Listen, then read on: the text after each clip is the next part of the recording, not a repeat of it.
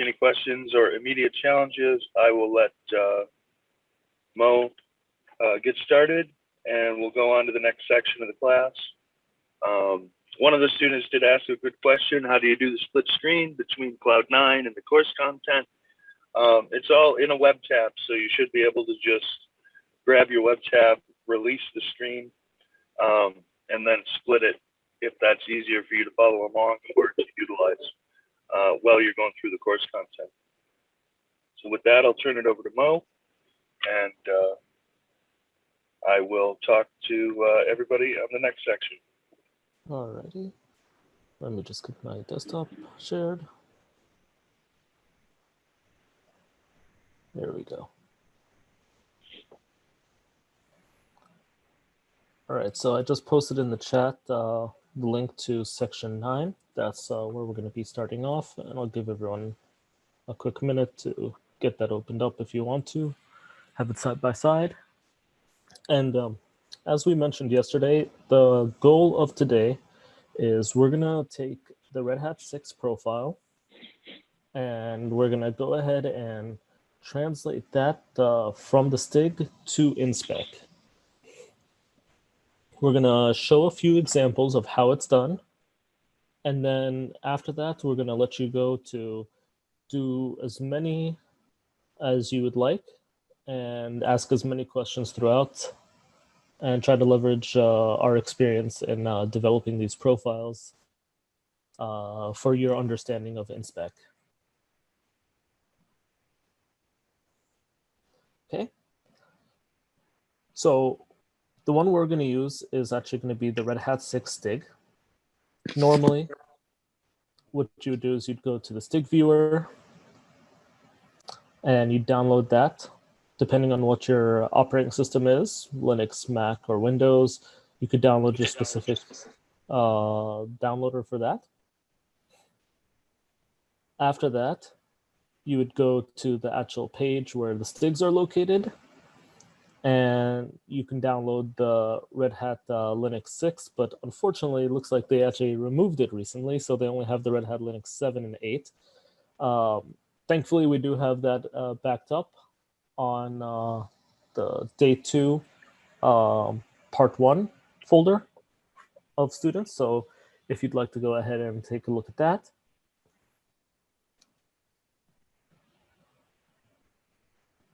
Mo, you're going to have to update the course content. Yep. Just a reminder to the students, if you're not speaking, if everybody could just mute, because I know we're all at home and we've got background noise and things, so that'd be great. Thank you.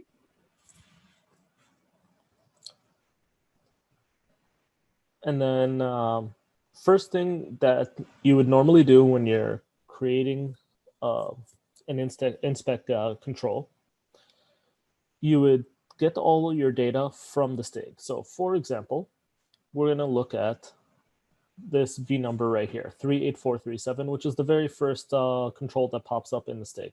I already have it loaded up in Stig Viewer. And so when we name the control, we name it by its V number. This vulnerability ID can be found right here in the Stig. Then we create the title. The title comes from the rule title over here. We have the description. Description over here, which is the discussion over here. Scrolling down, you have some metadata that isn't directly available right in the Stig. The only way to see that is actually if you export it into a CSV, and then you'll be able to see some of the additional metadata, like the G title, for example. Going through, we have the GID, which is the same as the vulnerability ID right here. We have the rule ID, which you can find in the Stig right here. You have the Stig ID. And then you have stuff like the fix ID, which isn't available unless you export the CSV. We get the CCI number from the very bottom of the page. Then you have the NIST tags also at the bottom of the page. Once more, a couple more pieces of information that can only be found if you would export it to get the additional metadata. And Then how do you export that from the Stig viewer, Mo? From Is Stig that up view, on the menus or? go to the menu right here. And I'm sorry, I have the little share screen thing covering it. And then you can export to CSV. And when you export to CSV, you will have a couple extra columns with those pieces of information. So moving on from that, we have the check text over here, which you would get from this portion. And then finally, the fixed text. And that comes from this portion right here. And then we get into it and we actually code in the actual describe blocks ourselves. Now, as you can see, this would be a tedious process to do manually for each and every control. And we didn't want to put you through that. We actually developed a tool, InSpec tools.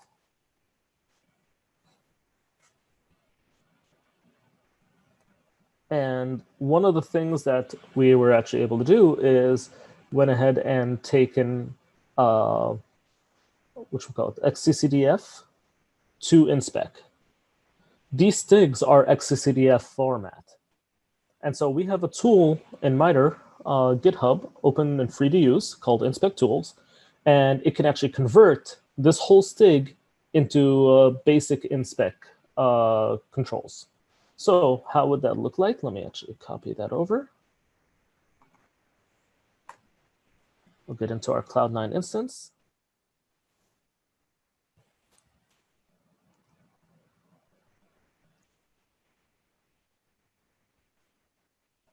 As you can see, it automatically pulls out all the information and puts it into the InSpec format. We pull out the control, the title, the description. We have all the different sorts of metadata. We extract that from the XCCDF and put it into the InSpec. And then the only thing you would have to do is come to the very end and actually write the code itself that you would need.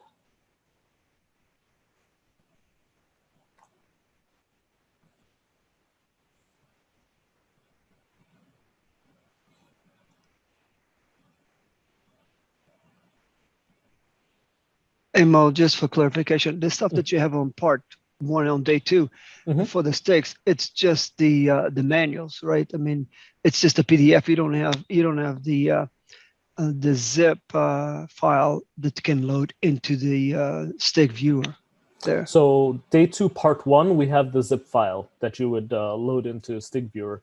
Okay, the entire one. Yeah. Okay. Yep. Gotcha. Yeah, I have old Stig viewers. I mean, the 2.8. I mean, I worked that before with them. Yeah, gotcha.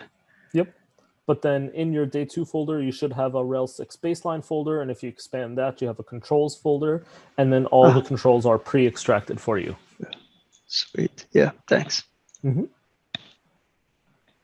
hopefully this will be a time saver when you actually either are working in the real world for whatever sponsors you would be working with, or for your own projects, instead of having to do this manual tedious work that we were doing a couple of years back.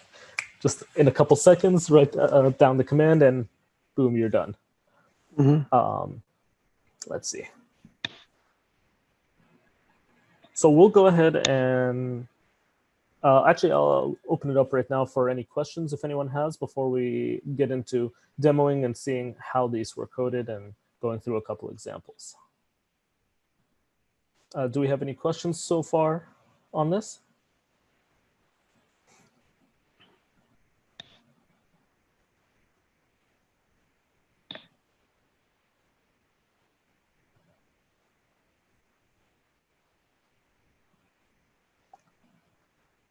Okay.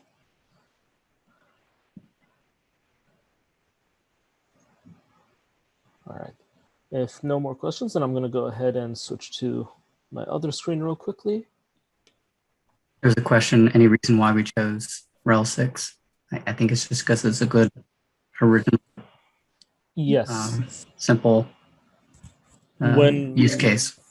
When we made the course about 2 years ago, This was one of our most fleshed out profiles and had some of the best examples to kind of give a range of different controls.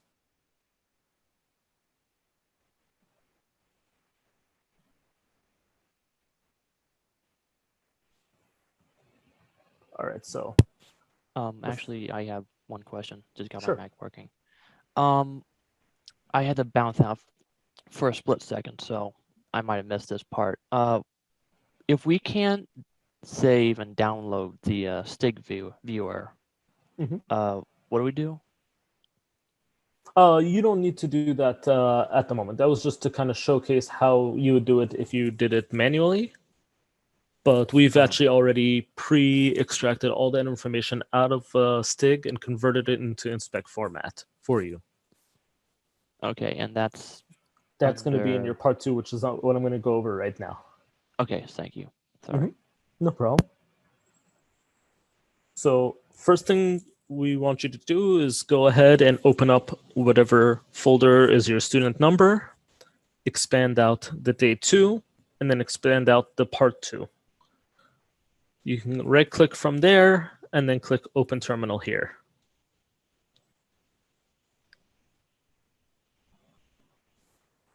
So the only difference in this, you will see instead of instructor, you're going to see your specific student number.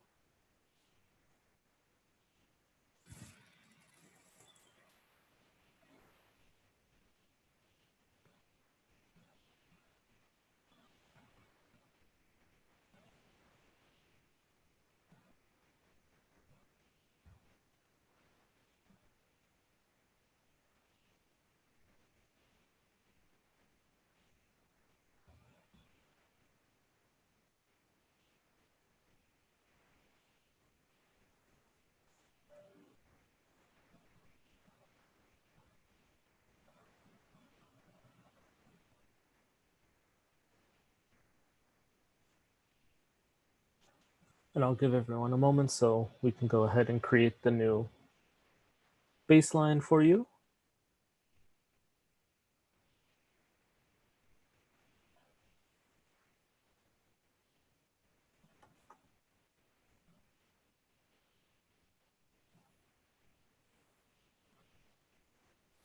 So the command that we used yesterday when we created the MyEngineX was inspec init profile, and then we gave that profile a name. For the one we're going to work on today, I'm going to go ahead and call it rel6 stig baseline.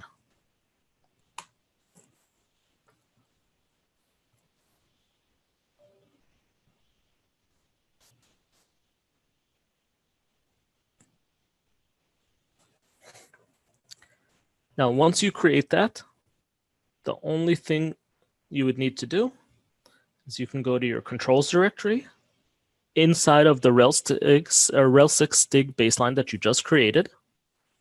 We're going to delete the old controls that it would have over there. Then we're going to open up the other folder that we have in our part 2 folder, which is the rel6 baseline. And we're going to copy that controls directory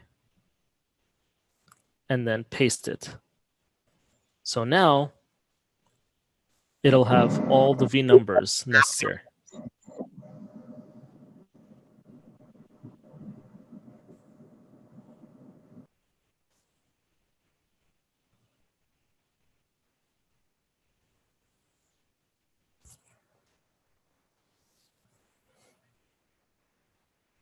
Can you repeat that process again? Yep. So the controls directory that is in the new folder, the new profile that you just created, you want to go ahead and right-click and delete it. So now your new profile has only the inspec.yaml and the README inside of it. You're going to go to the rel6 baseline folder that's in your part 2 folder. You're going to click on the controls directory, and you're going to copy it. Then you're going to go back to the rel6 stig baseline that we created just now. and then you're going to paste it in there. So now this rel6 Stig baseline will look like such.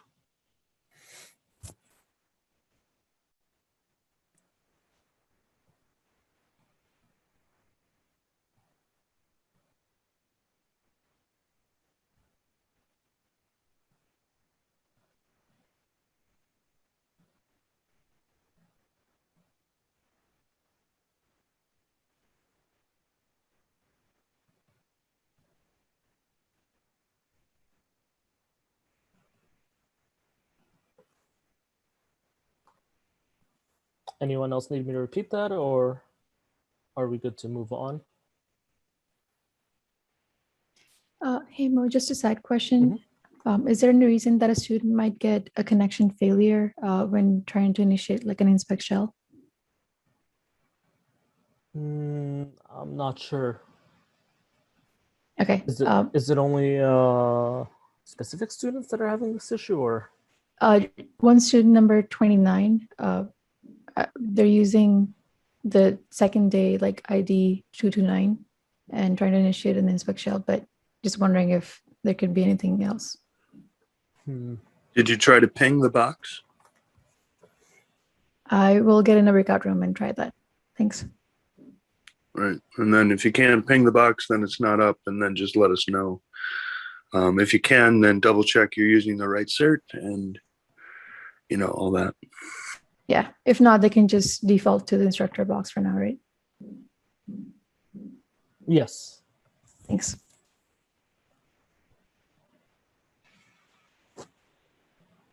All right, so sorry, I just dropped and had to get back on. So I got as far as the InSpec profile Stig baseline. So I did that, the InSpec code generator. And what were we supposed to copy to the new file again? All right. So if you open up the rel6 Stig baseline in your part 2 folder that you just created, delete the controls directory that was in there. So just right click and delete it. And then you'll go to the rel6 baseline. You're going to click on its controls directory, copy that, and then you're going to paste it into your Stig baseline that you just created. Okay, thanks. Mm-hmm. Thank you. Now for this next portion, I'm going to be demoing a few controls and how to read from the Stig, understand what it's saying, and then try to create a InSpec test based off of that. I highly recommend you follow along on your own machines and type out the same commands that I am, because the rest of the day is going to build off of that. So hopefully you'll have something to reference back to.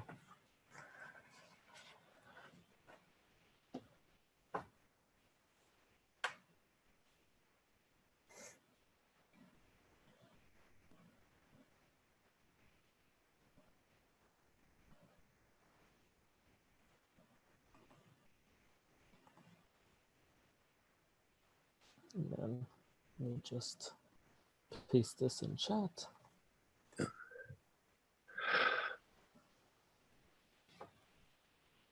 And so we highly encourage the students, if you do trip up on a step or you get behind, please don't be shy. Please speak up, ask for help from the other students, or utilize the chat or the breakout rooms. You know, we're here to learn, so don't be shy. I would reiterate just something. If you need assistance, send a chat to everyone on the chat. And that way, any of the TAs who are available will be able to step in and help you, rather than doing a private message, if you're going to use chat.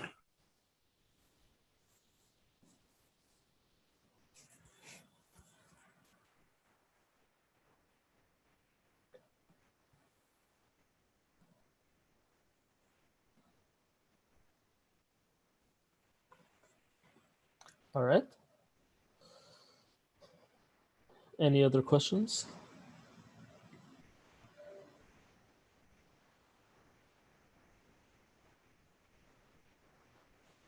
Okay.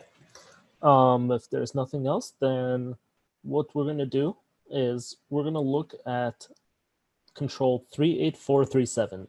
Should be the very first control that you have in your controls folder.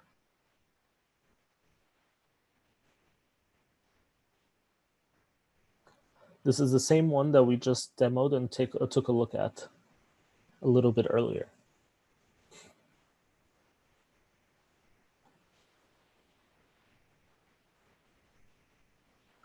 So how I would normally go about creating an InSpec test is I'd go ahead and take a look at what the check text says, because our InSpec, what it's actually doing is this portion right here. This portion right here. Well, that's 99% true, Mo, but remember the Stig authors sometimes get a little overexcited, and in the check text and the fixed text, they articulate things. And this is especially true in databases. They're getting better about it with application Stigs and stuff like that. But in the database world, I always look at both and see if there's little things that I can add. I've found that more times than I'd like. In the fixed text, they go, oh, and by the way, yeah, double check this thing as well. And,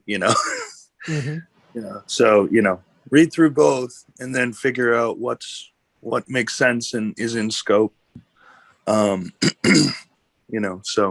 but in theory, usually it's just the check text, but yeah. Just understand we're not doing any remediation though. This is just right configuration. Yeah, exactly. I'm just sometimes the Stig authors just, they're not thinking and they go, oh, I forgot something. I'll just throw it in the check, the fixed text, whatever, and so. Just a quick question. I'm sorry, I didn't want to interrupt that. The fixed tag. I'm familiar with the Stigs and the viewer. Worked for many years, but I don't see the description here that we imported it, or it's just on that tag fixed ID and the verbiage in here, is it? Right here. Or is it the discussion? Oh, is that the fixed one? It just doesn't. Oh, do you mean the fixed text is down here? This is the fixed text. Okay, it was embedded. Yeah. Yep. Oh, maybe I I'm going to increase my font on mine. Sorry. Let me try to increase mine as well. No, I got it. No, I got it. Mine. No, I can see on yours. So, and the other couple things that I would note too is that this is one of our older examples. So, in the more modern profiles, we have moved check text and fixed text into subdescriptions rather than tags now. And a few little differences that you'll notice if you're used to looking at like the rel 7 or the rel 8 or those types of things. Don't get thrown too much by whether it's called a tag or a subdescription or whatever. The general idea is we're capturing all the metadata that we can go back and forth between our data, and all that kind of stuff. So we have had some students ask questions about that in the past. And so. And we've adapted Heimdall to look for both. So it's backward compatible. And the subdescriptions, if I recall correctly, it's to handle large blocks of text like that a little better. It does a little better, if I recall correctly, than tags. Yeah, it was a little easier to deal with. Yeah, things like new lines, rendering the text, proper data objects, all that kind of stuff. It was kind of an agreement that after 2.0, rather than trying to push too much into one major release, we said, no, we'll move this, and all that kind of thing. So we've had to adapt as the language has evolved, right, and gotten more field use, right? We've gotten more experience and, that kind of thing. So even in InSpec 5 and InSpec 6, right, there's going to be continual adaptation, and evolution as the language improves. So just like any other code base. So.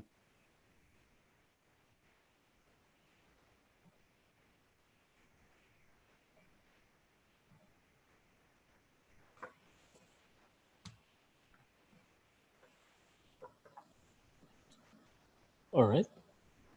So the first thing you want to do is read the check text and the fixed text just to kind of get an understanding of what's going on. So in this case, the check text says to verify the AutoFS service is disabled, run the following command. It gives you the command line argument that it would run.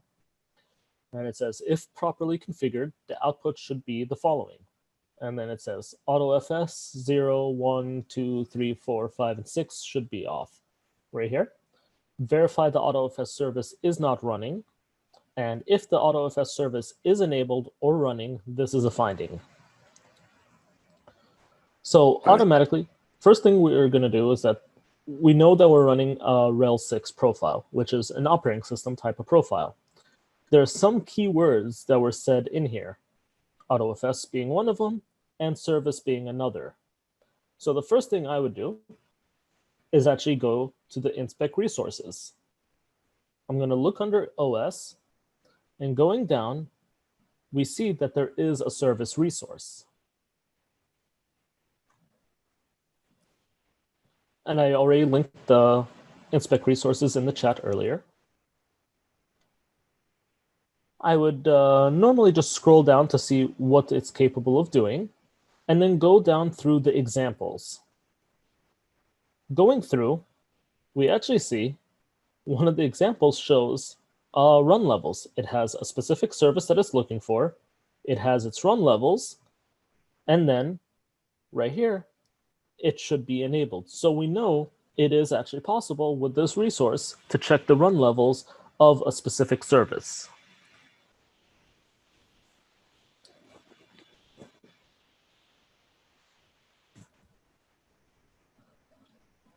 So going back to the code, I know I can now make a describe block. I'm going to use the service resource. I'm going to put AutoFS and then run levels.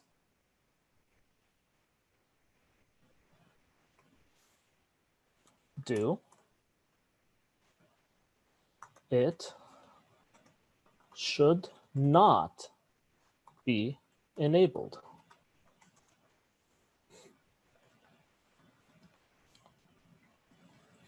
And the reason we wrote it like this is because we know from the check text, from what it's describing, is that if these are enabled or on, then that is a finding. So what we're saying is that we're checking at this run level and it should not be enabled.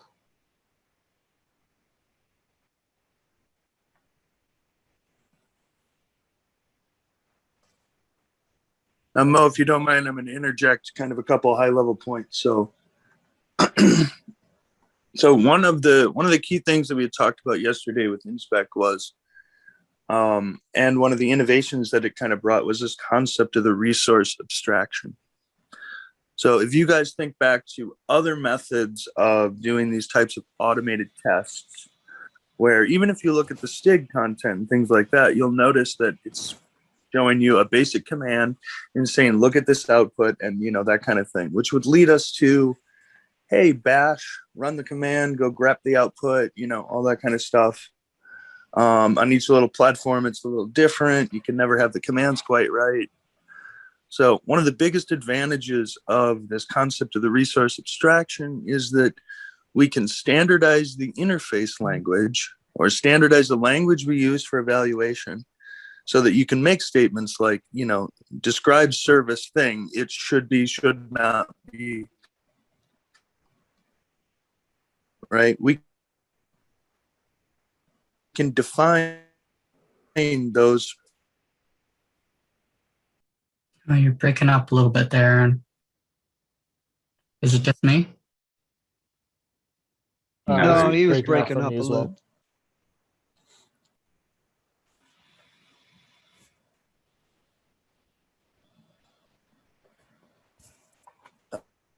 Functions, right? Those properties as money. Hey, Aaron, you're going in and out, man.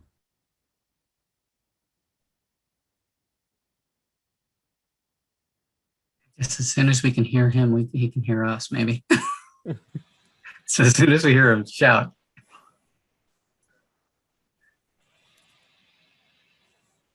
All right. I'm sorry. Is that better? Yeah, we can hear you. All right. Well, I went off Yeah, my you Wi-Fi. broke up a whole bunch. Yeah. I was on my Wi-Fi here. It's 5 meg down, 1 meg up. So, so the short version is it's in this kind of example where you see the value of the resource abstraction that InSpec provides, such that you can actually describe an object or a service or a file system or things like that. And you can standardize how the user would actually ask questions and how they would get answers, so that as things change, as operating systems change, as thing evolves, I can evolve the resource, but I don't have to change the interface, right? I don't have to change my tests. I don't have to update things. I can hide the magic or capture the magic of how I do that the best way. And it's very, very standardized. So I don't know, Eugene, do you have anything else you want to say about that kind of a concept? But I mean, at first, being a security control assessor in the past, I would always like to see the original content, and I've expressed I would still like to see the behind the scenes kind of. But as you get used to and trust in these resources, you go, well, I can always see if I want to, I could always look at the resource itself and see how it's actually figuring out what it's telling me. And then I can trust it more, and I can go, now I have a more easier to understand. It's still a little bit kind of Yoda speak to me, but it's still a lot better than brute regexes and cryptic language of logic that we did in yesteryear. So I appreciate this abstraction as an assessor. It helps me have conversations with everyone in the life cycle better. The developer gets it. The auditor gets it. And I'm able to, if I were in the role of an assessor, I'm able to help bridge that gap between the ISSO, let's say, and the developer.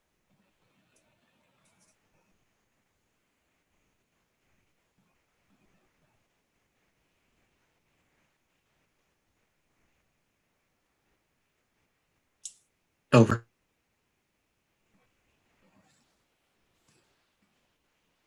Mm-hmm.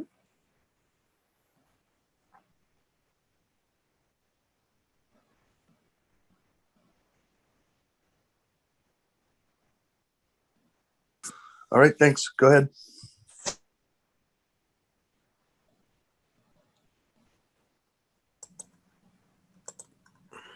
And I'm just going to keep this up so students have a chance to go ahead and copy it into their own environments.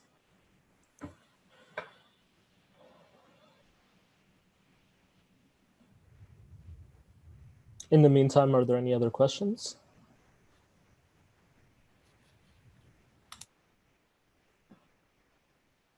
Let's see, there are some things in chat that have been added.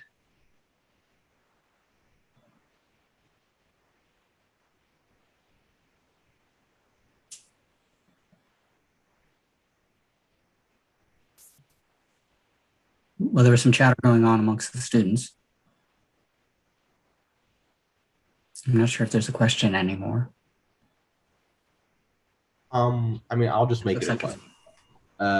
I think we're just trying to figure out if it's possible to do this without having to just duplicate from like 0 to 6, right? Like all these like the describe blocks.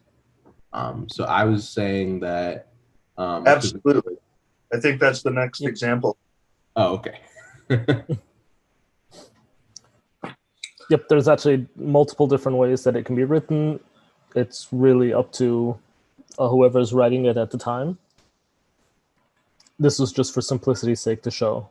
But yeah, absolutely can be rewritten to have them all on one line. Heck, even if we look at the resource itself, we can actually see the way that they do the run levels. It looks like it supports to put the numbers, probably the starting number and the ending number, and it'll do everyone in between.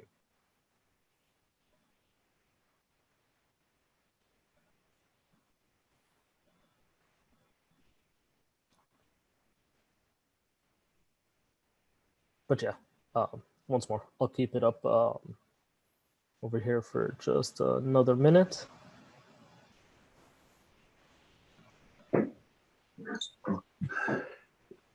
And then for these types of iterators and things like that, we'll demonstrate some examples of how you use iterators to simplify your code, you know, and all that kind of stuff. But yeah, basically anything that you can do in Ruby, you can do in InSpec, because InSpec is Ruby. It's a special Ruby DSL. So, you know, generally the answer is yes. If you can do it in Ruby, you can do it in InSpec. There are some considerations that we have. You know, like the example yesterday of Ruby libraries, right? Using the Ruby, some of the internal Ruby libraries and things like that, where you do dir or file system or, you know, something like that. You have to be careful about the context you're in, right? And you have to kind of consider, well, where is this code running? And is it running where I expect it to? Other than that, pretty much you can use whatever Ruby you want.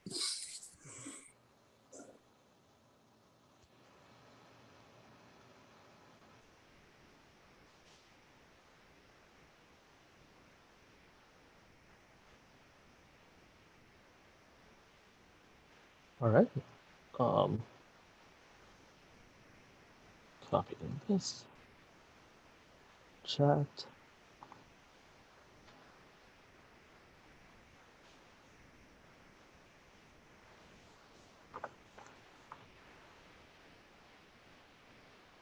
So we are now going to be on section 9.3.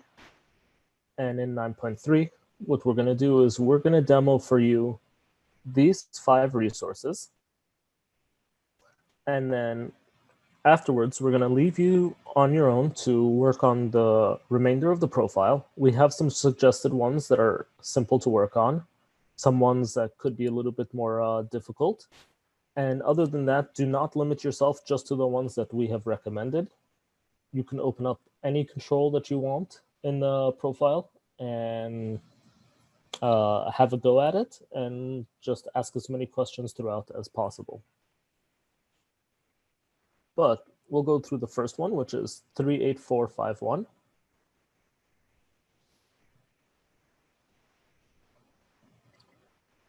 So here it is.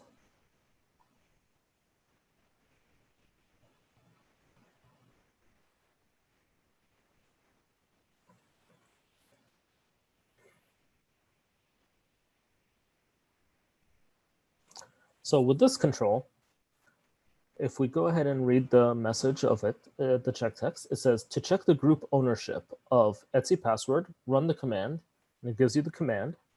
And it says, if properly configured, the output should indicate the following group owner of root. If it does not, this is a finding. So pretty much what we're trying to do is we're trying to get this Etsy password and just make sure that it's group owned by root. Now, if you remember yesterday, we did look into the file resource, and we knew that the file resource had some similar capabilities. So going back to the resources page, we can actually click on the file resource and take a look at what type of properties are available to us. So over here, you have general properties that'll work on any type of operating system. We have the Unix and Linux specific properties, and then you have the Windows properties. For our purposes, since we're working on a Red Hat, we're going to look primarily in the Unix and Linux. So one of the things we see is actually the GID, which is the group ID. And we can, from there, query and see what type of ownership this file has.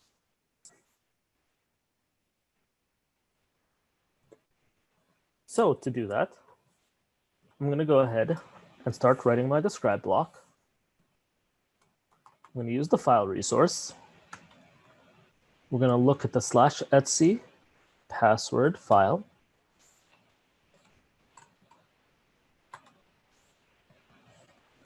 And then we're going to say it's, and then we're going to use the property GID. We're going to say it should compare to 0. Because when you have a GID of 0, that is root.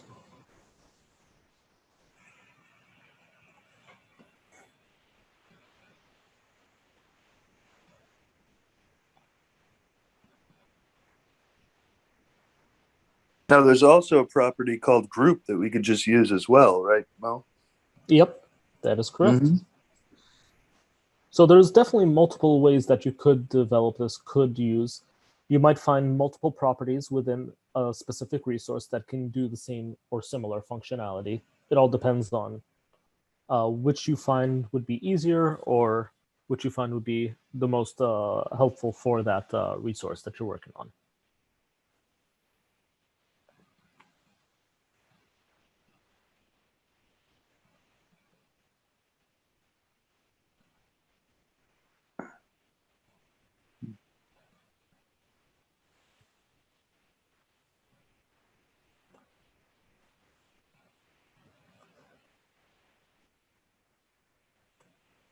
Now, something else that we also sometimes put in when we're creating resources such as this is we might even add a little sanity check to make sure that this file even exists in the first place. So we might have a little check that just says this file should exist.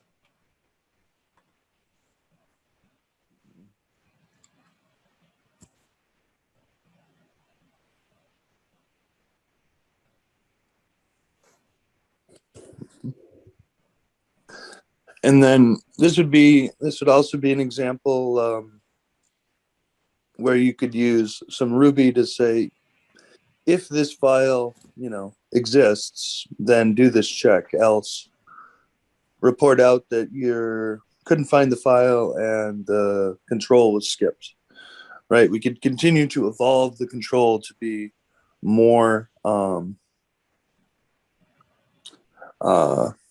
advanced, right? Mm-hmm. More error prone, or to be able to catch errors and various corner conditions and things like that, right? We can continue to that. So Mo, there's a question in chat. They asked, shouldn't compare be equals? So you could the equals is default. Equals is the default comparison, but if you want greater or less, that's when you use the signs.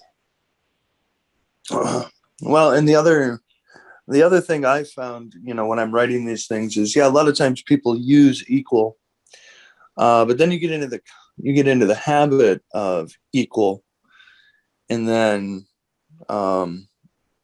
when, for example, a result comes back, right? A property returns you a string of 1 rather than an integer of 1, and then you have failing tests, and you're like, well, I know that's right, and then so the reason we kind of built the compare matcher was, that we could basically put some logic in the back end to say, well, if they gave you a string of 1 and you get a true or you get an integer of true, those are all equivalent, right? And so we built in some abstraction and some generalizations. So if I was going to build a habit into my students, it would be to use the compare master because that's more forgiving.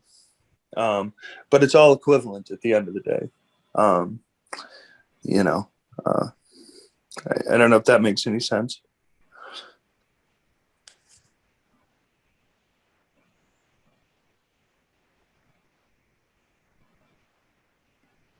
Yeah. Cool. I'll keep this one up for sorry, 1 minute. I misunderstood the question. I thought I thought the question was, shouldn't there be like an equal sign after count? That's what I said. The equals is default. I apologize. No problem.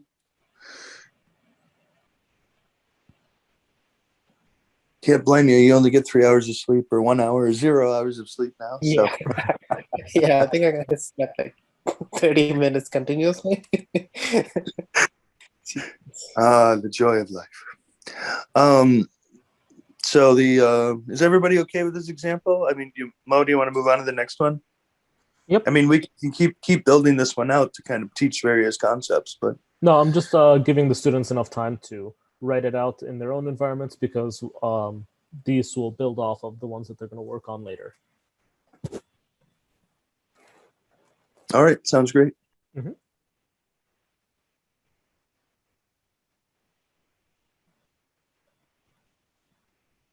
Does anyone need a little bit more time to get this written out?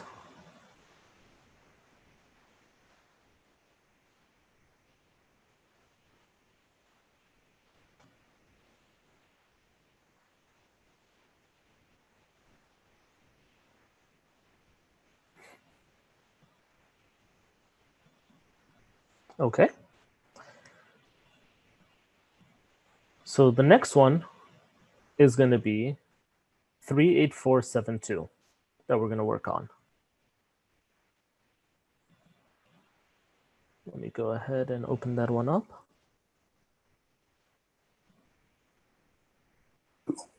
There was also another question in the chat, Mo. It's about the rel 8 Stig. So yes, Diff has finally published the rel 8 Stig. We have the repository and the general conversion done, and the various open source partners are starting to work on the creation of that Stig or the profile. And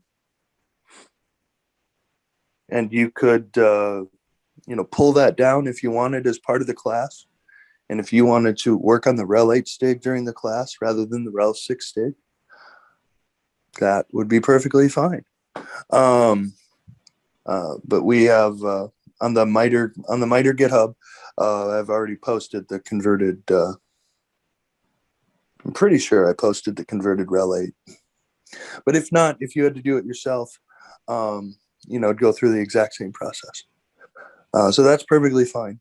And that's one thing we should have mentioned right at the beginning. If you want to go grab another Stig and work on those controls just for fun, we're happy to, let you do that in the class as well. And you can use these as an example to get you started. So quick question. These are all open source and available to all members of the class? Everything that the SAF does, either it's the CMS SAF or the MITRE SAF or the DHS SAF, one of the core tenets is we open source it all.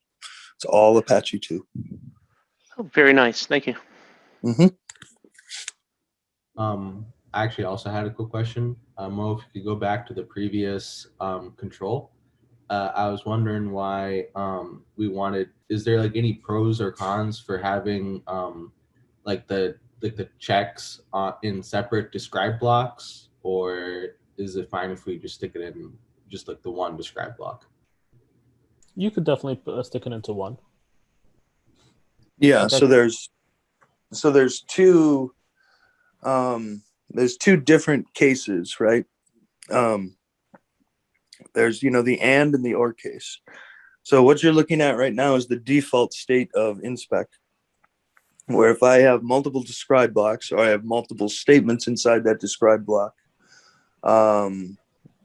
it defaults to an and. So both of those have to pass for the whole control to pass in the way that it's currently written. And the way you're looking at it right now, it will report out on the reporter as separate result elements in different result sets, and that kind of thing.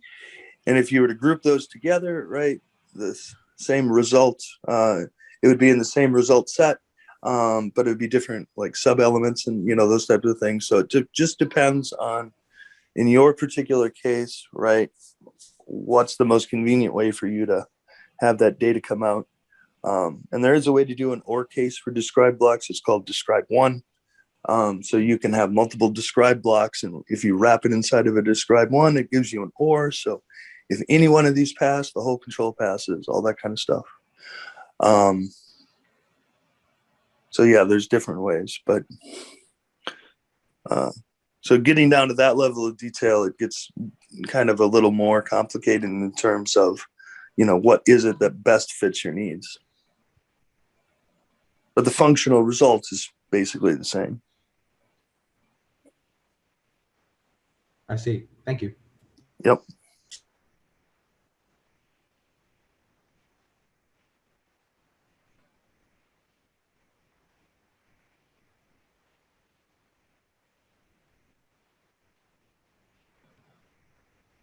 All right. So moving on to the next control, 38472. if we go ahead and take a look at what this control says, it says the system executables are stored in the following directories by default, and it gives you the directories. And it says all files in these directories should not be group writable or world writable. To find system executables that are not owned by root, run the following command for each directory which contains system executables. And it gives us the command right here. And we would just replace the directory right here with the ones that they gave us above. If any system executables are found to not be owned by root, this is a finding. Now, we spoke about the file resource and the directory resource in yesterday's class, and we told you that it does not have the capability of looping through directories. So in that case, what we're going to do is we're actually going to use the command resource and do a find command. So first things first, I would create, I'm going to copy all of those directories that it gave us. And I'm just going to add them to an array.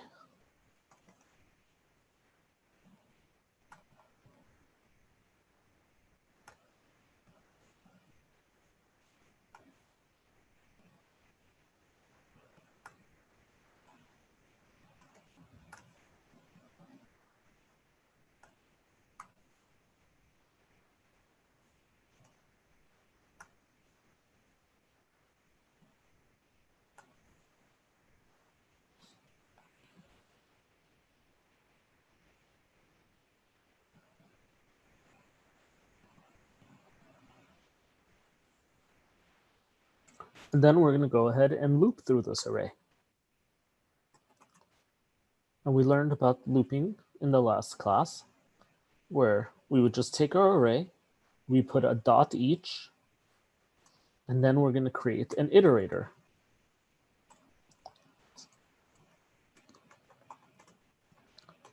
We're going to put the command resource, and then I'll go ahead and copy the command that they gave us.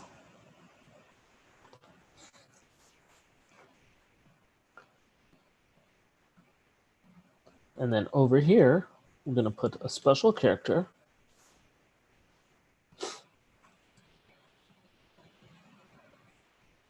Now, to give you a little bit of explanation on Ruby, if you're not familiar with it, there are two types of strings that you can have in Ruby.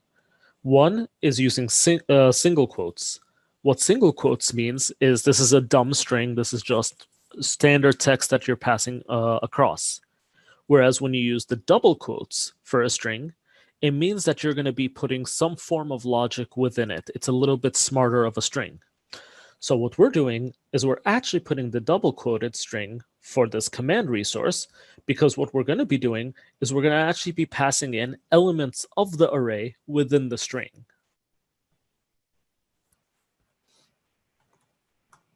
We're going to do the do block. We're going to say it's standard out dot strip.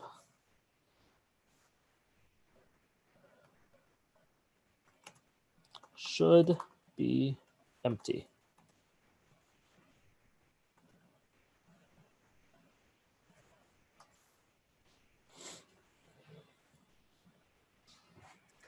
So basically what we've written so far, we took what they said in the check text, which is taking all the directories they wanted us to loop through. And then they said that we want to make sure that these are not group writable or world writable, and to find the system executables that are not owned by root. And to do that, we would do this command. So we created an array. We're looping through this array. So the first time this iterates through, we're going to be checking the bin directory. The second time, the user bin, so on and so forth. And we're going to be passing it through the command that they gave us. And it said, if any system executables are found to not be owned by root, this is a finding. So what we're expecting from this command is that it should be empty. This should not return any results. And if it does, that is what's going to give us a finding.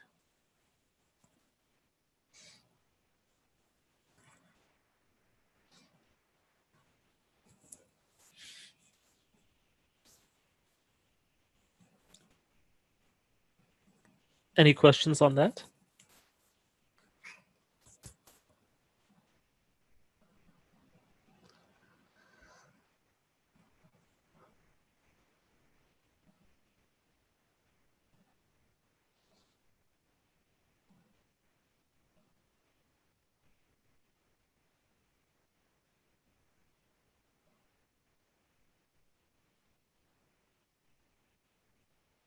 And you could use this with any resource, right, Mo?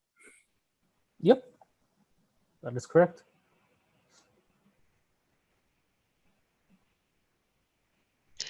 Hey, Mo, I'm sorry, but just a quick question, and it's the it and it. I know that this was mentioned yesterday, and I was on in and out. That is part of the spec, right? Our spec, yeah. Our spec. Okay, Mhm. thanks. Just make a note.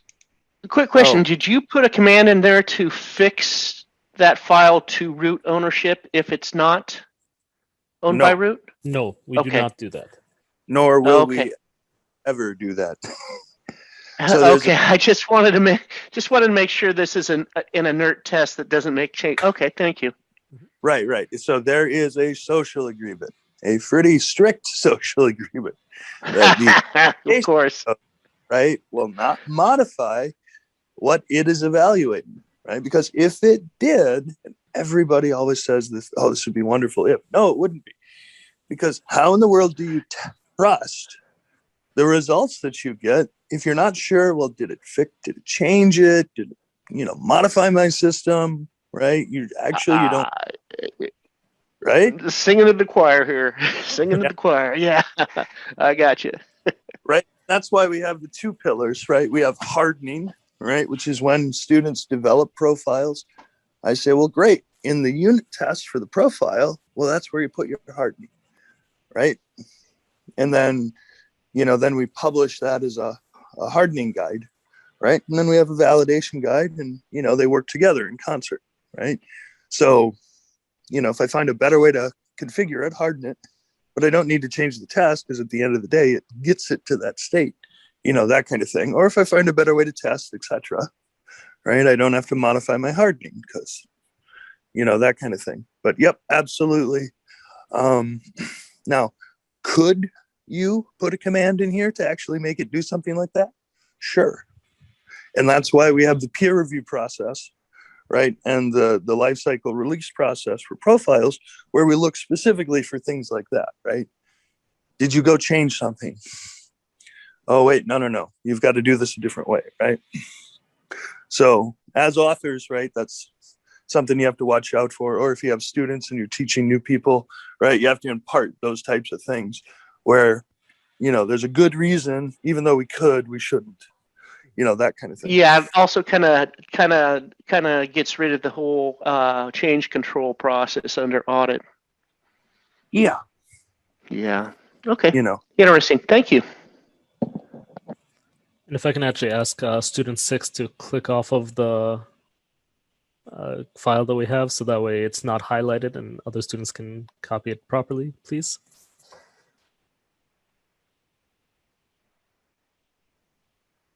We are watching you.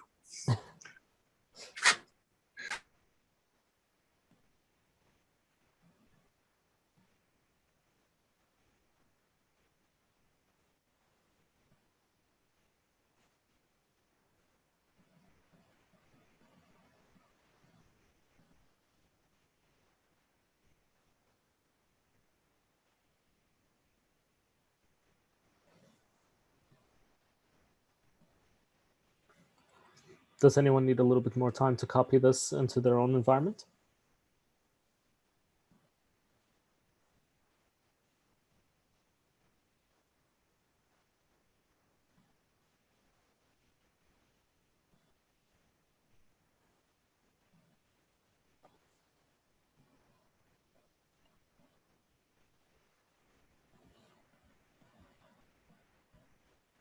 All right, we'll go ahead and move on to the next one. The next control that we're going to be displaying is 38473. So it's just the next one on the list.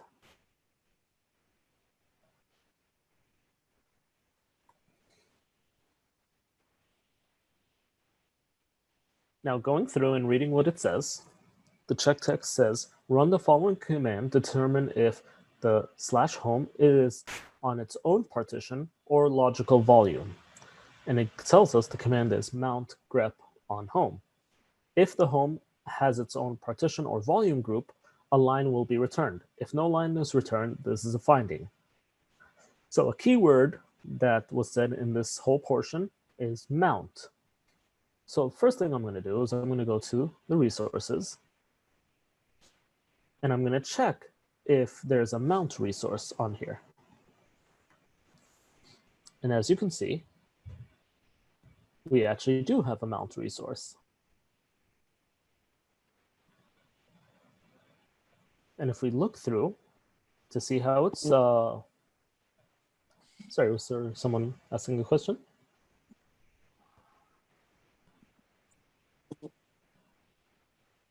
Okay. If we look through, one of the matchers that is capable of is saying it should be mounted. So based off of this should actually be a very easy control for us to write. We would just do our describe statement. We'd use the mount resource, and we're going to do it on /home. And then, just as the matcher said we are capable of doing, just say it should be mounted.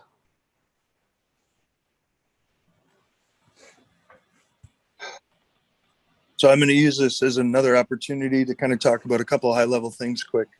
Mm-hmm. First, one of the things you'll notice as an advantage of the resource abstraction layer is because I can create functions that basically answer questions for you, there's lots of different ways to go investigate on the various operating systems how something is mounted. If it's a separate partition, what it means to be mounted, right? That's all has a little bit of nuance in it between the operating systems and things like that. Because I have a resource that's specifically designed to answer those types of questions, I can put all that learning, that knowledge in the resource and just make sure that be mounted knows where it is and returns you the right answer without having the content author to have to go figure that out. And if and when a new operating system comes out or RHEL 8 comes out with a little better way or a different volume manager or something like that, or it has 5 different volume managers that it could use, right? We can put all that abstraction in the resource rather than having to put it into our testing content, right? And that lowers the overall O&M tail of the whole system. This is also another good example of everyone was asking about what's the difference between it and its, right?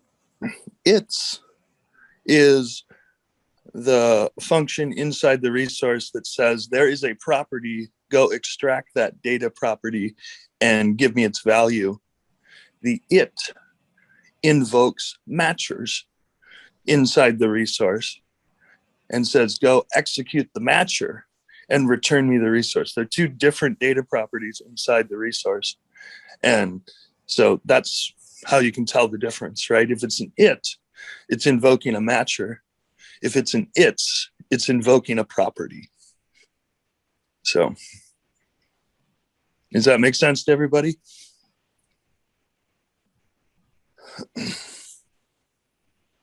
What is the thought behind the it function? I mean, it as a test function, is that what it means, like intermediate test or something like that? I like to sometimes know what they mean so I know what context they are. So a matcher is something, so a matcher is a function in the resource that does a calculation of some kind. And a property is something that's basically a static data value, an instance variable for the object, to put it in, programming language terms, right? So its functions or the properties, right, are fairly static values on the instantiation of the resource, right? So it's a data table basically. The matchers can change, right, because they calculate every time they run, right? So mounted is something that I have to calculate every time, right? Even though it's quasi-static on the system, it may not be perfectly static, right? You know, but a lot of the properties are things that really only have to be calculated once upon the connection to the box, for the most part. And they have a little bit of overlap, you know, and that kind of thing. It's almost as much an RSpec thing, you know, kind of design decisions they made 15 years ago, you know, and all that kind of stuff. But does that help clarify it a little bit? Yeah, I think it's the Fluent Syntax. So it's just, it means really it is in it, and it's is a good way to remember that. Its property should be, and it should be. So class versus methods. Yeah. Right. So I have an instance of an object class called, you know, the mount object, right? And it has certain functions that I can call, right? And its properties upon the instantiation of that object class, right? At this moment in time, right? These are the data values that we calculated for it, right? But it's referring specifically to the subject under evaluation. And we'll get into that where we can show you how to actually get at that subject of evaluation and modify even a little more advanced ways you can inspect it, and even report out on it a little more cleanly. So we've got some good examples of that coming up. Thank you. And sorry, whatever I did, I was multitasking. I guess I had something locked. You guys got it back, I assume.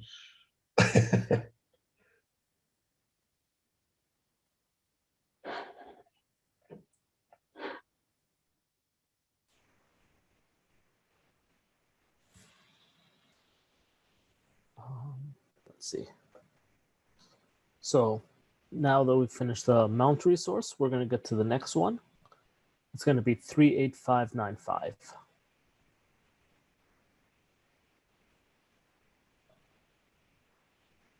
So going down, I'm going to open up 38595.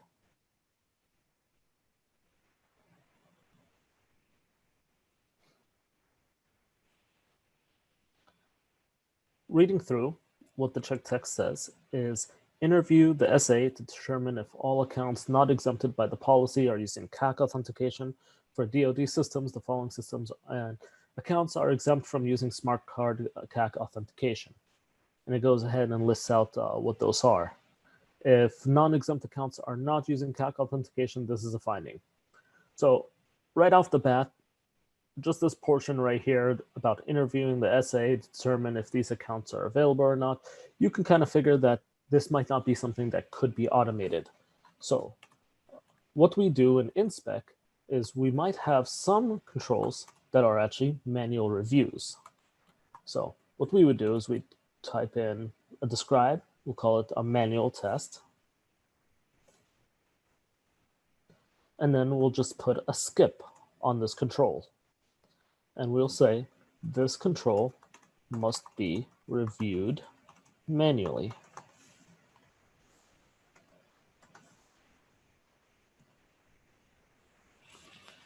And it's just as simple as that. Mm-hmm.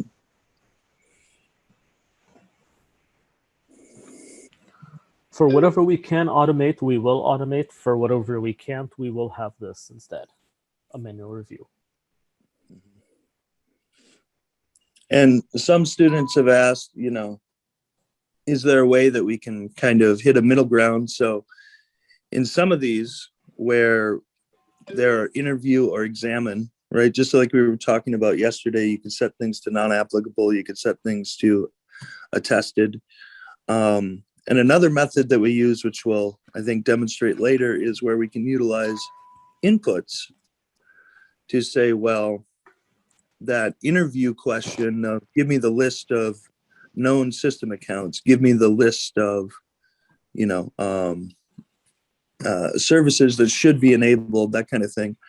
We can utilize the inputs in InSpec to actually provide that list and automate that test that couldn't be automated before, but now it can.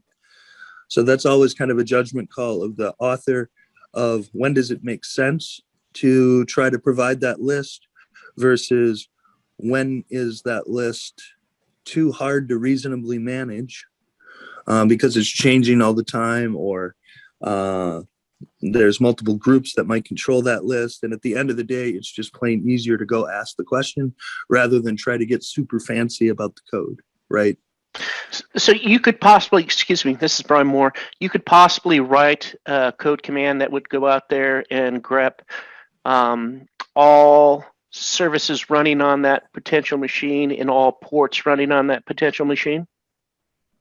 Yes. So we do have some examples where you could. So like system A, give me a list of all ports open on that machine and a list of all services running on that machine, just as something simple as that. Yep. And we have done that. And then there's even a capability inside InSpec called the files resource, or the files directory, where for that particular port and protocol problem, you could provide basically a list of services and ports that you've defined as good, right? And it would literally just loop through, just like we showed you before with that describe block.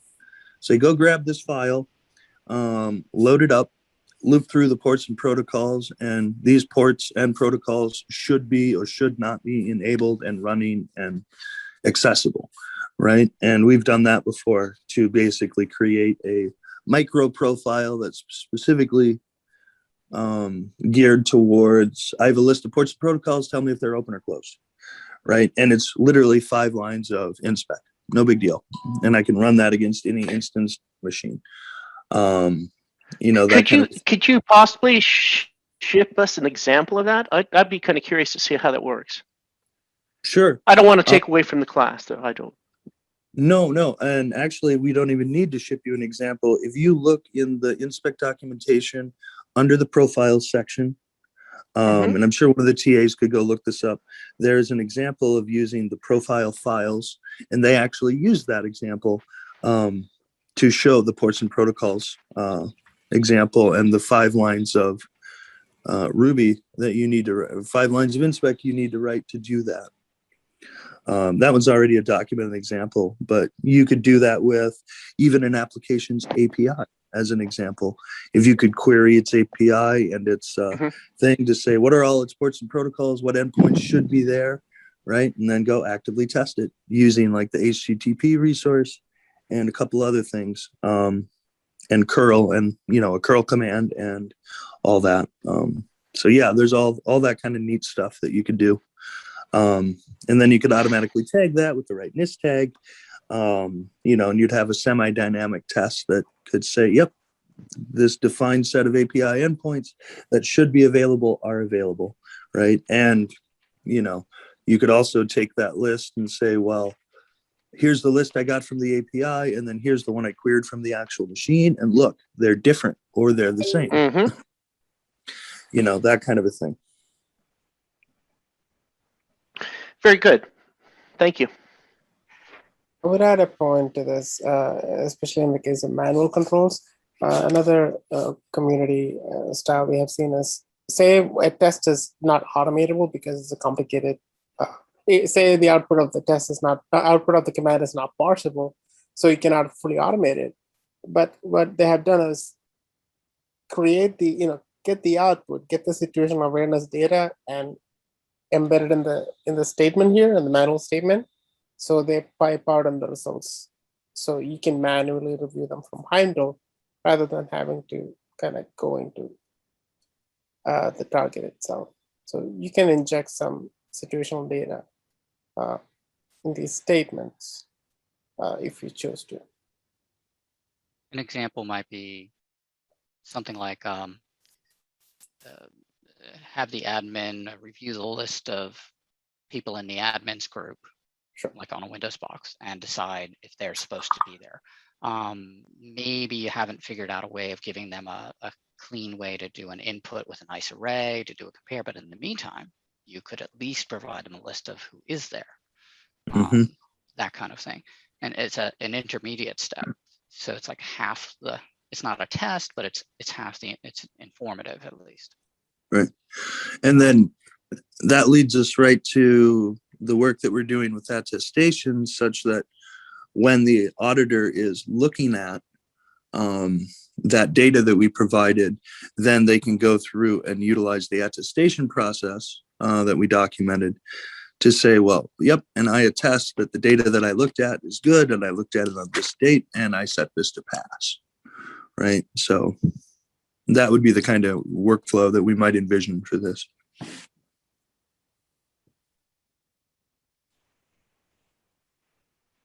I'll paste that example in again into chat.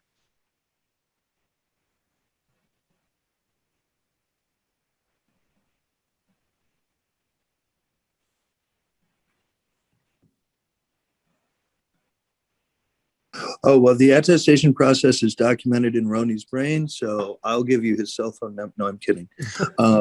We've put it on the... There's a good example to look at that I'll paste in. Yep, and we've put it on the attestation. We put it on the attestation plugin. It's in the GitHub. It's in the README. So there's multiple places that it's documented. So,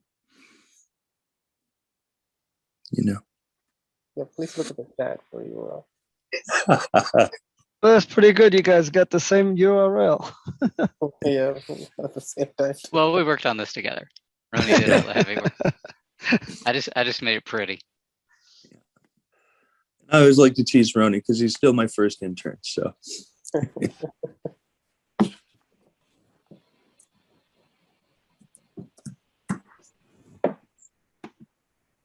Hey, Roni, in your defense, they both look the same. Say that again? In your defense, they both look the same.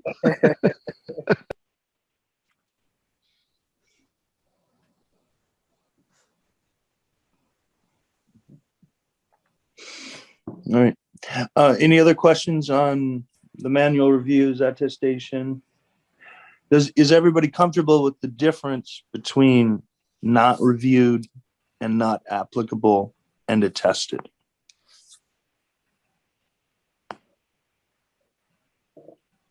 Yeah, Aaron, I like that. Is on the process that when these are generated, I'm quite certainly you guys went through this, we could very easily automatically write this describe, since it's if it's based on the reading the keywords like interview or other base keys that could automatically write the describe manual test, right? Yes, we could put it. So the thing that I fear there is, given that there are multiple approaches, right, you have to make kind of a deterministic decision on, do I want to use an input to use the input approach for the interview test, or do I want to skip it because I've made the judgment call that that input would be too hard to manage, and that kind of thing. That's the one thing. You're going to you're giving them the opportunity to the user to do that. Gotcha. Right, because if I just kind of set it all to manual and all that kind of stuff, then I fear the end user community will just say, nope, the magic code said it's this, right? Yeah, and they don't right. You're right. Review, right? So give them a false sense of security, sort of thing. Yeah. Transparency is pretty important to our organization. So we don't overpromise. Not even in the code. Yeah, and just like we do not over automate. Yeah. All right. Well, I think we can move on to the next example. All right. We approaching a break time. Yeah, I was going to do this one last one and then go for break afterwards. So the last control we're going to work on before the break is going to be 38599.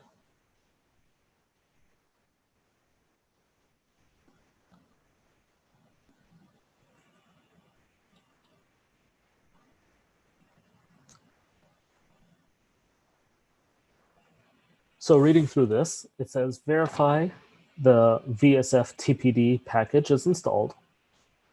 And it gives us the command to do that, as well as what the result would be. And it says, if the VSF TPD package is not installed, this is not applicable. To verify this configuration, run the following command. And then it gives us a grepping a conf folder, or conf file for it, sorry. And we're going to be looking for the banner file. And then it says the output should show the value of, and then the banner file being set to etc issue. An example of which is shown below. And then it goes ahead, shows us what the grep file, grep command would look like, as well as what the result is. If it does not, this is a finding. So instantly, we know we need to check whether or not this package is installed.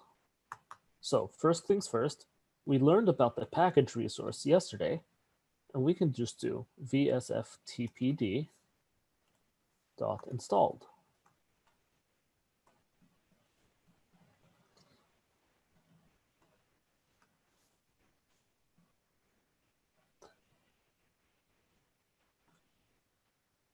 So we're going to look for the file etc vsftpd vsftpd.conf. We're going to do it should exist.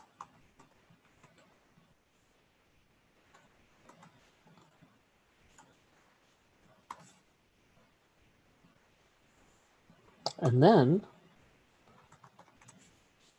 so for, the first thing we did is we did if package is installed, because one of the caveats of this control is whether or not it's installed. If it's not installed, then this is a not applicable situation. Whereas if it is installed, then one of the things we want to do is checking the actual conf file and just checking what the value of this banner file is. So before we get into that, we're actually going to go into the else statement where this not being a finding, this is being not applicable. So we showed an example of not applicable earlier, but when we go with something that's not applicable, we go with an impact of 0. So we override whatever the impact is of the control. If we scroll up, we can see the impact is 0.5. But we are changing that impact to 0 because if it's not applicable to our environment, then it shouldn't negatively impact us. Then we're going to write a describe block that says package vsftpd not installed. And then we're going to do a skip. We're going to just say package vsftpd not installed. This control is not applicable.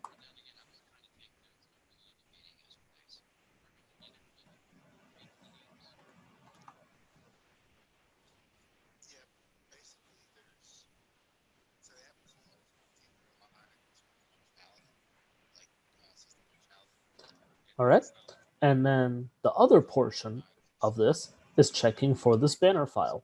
So we are looking at a sort of configuration file. So before going through, what I'm going to do is I'm going to go to our resources, and I'm going to look up config file. As you can see, there's actually quite a few different types of configuration files, resources out there. Now, the one we're going to use is part of the OS where it says parse config resource, or parse config file resource, sorry.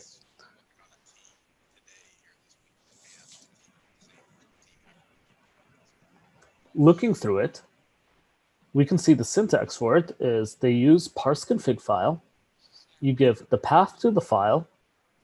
We can put the setting that we're looking for and then match it to whatever value we're expecting. So right off the bat, this one right here, this control or resource, I apologize, should do what we're looking for it to do. So how that would work is I'm going to go ahead and write the parse config file. I'm going to put in the location right there. We're going to add the do. Did it not lose the else? Yeah, it did. And then we're going to go ahead and say its banner file should equal /etc issue.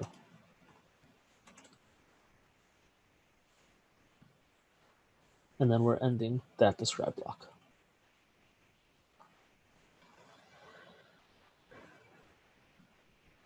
So going through this, it looks like we did satisfy what the check text was looking for.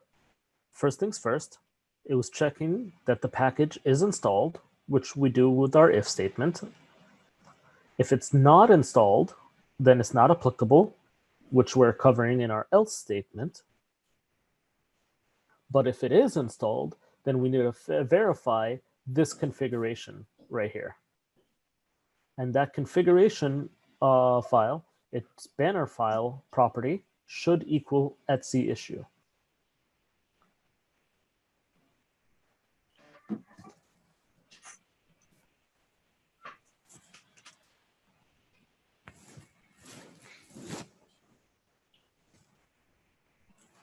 Any questions on that?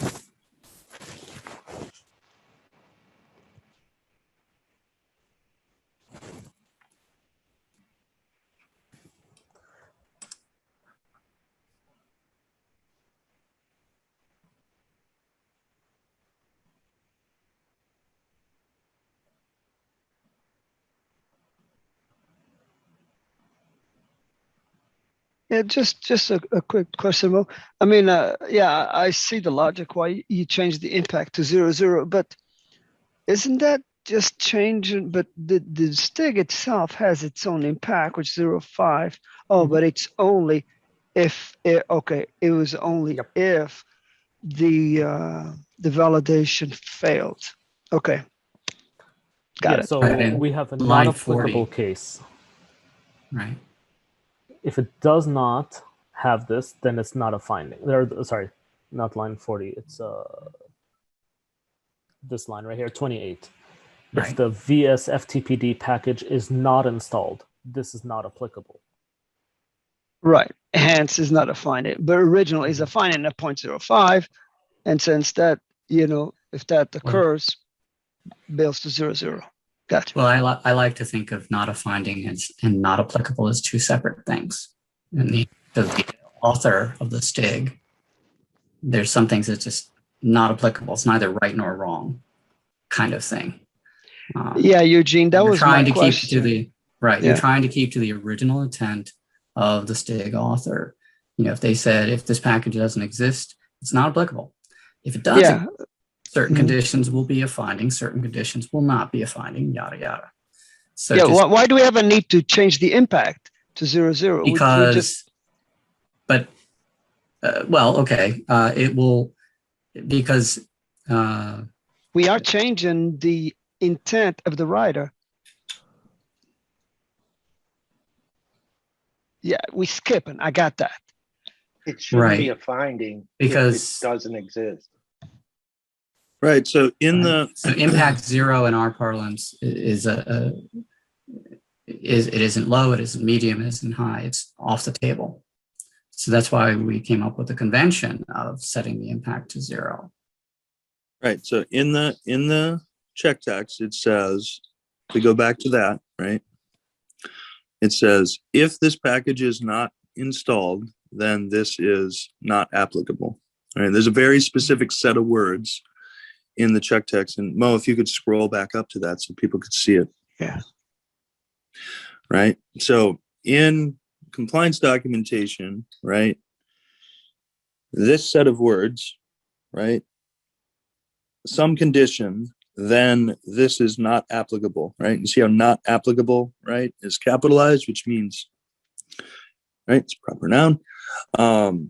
So we're saying, how do we articulate that, right, in our test, right? How do we describe that state, right? In Heimdall and in HDF format and stuff like that, we've defined that as when a control has an impact of 0.0, specifically, that one state, then that translates back to the logical not applicable.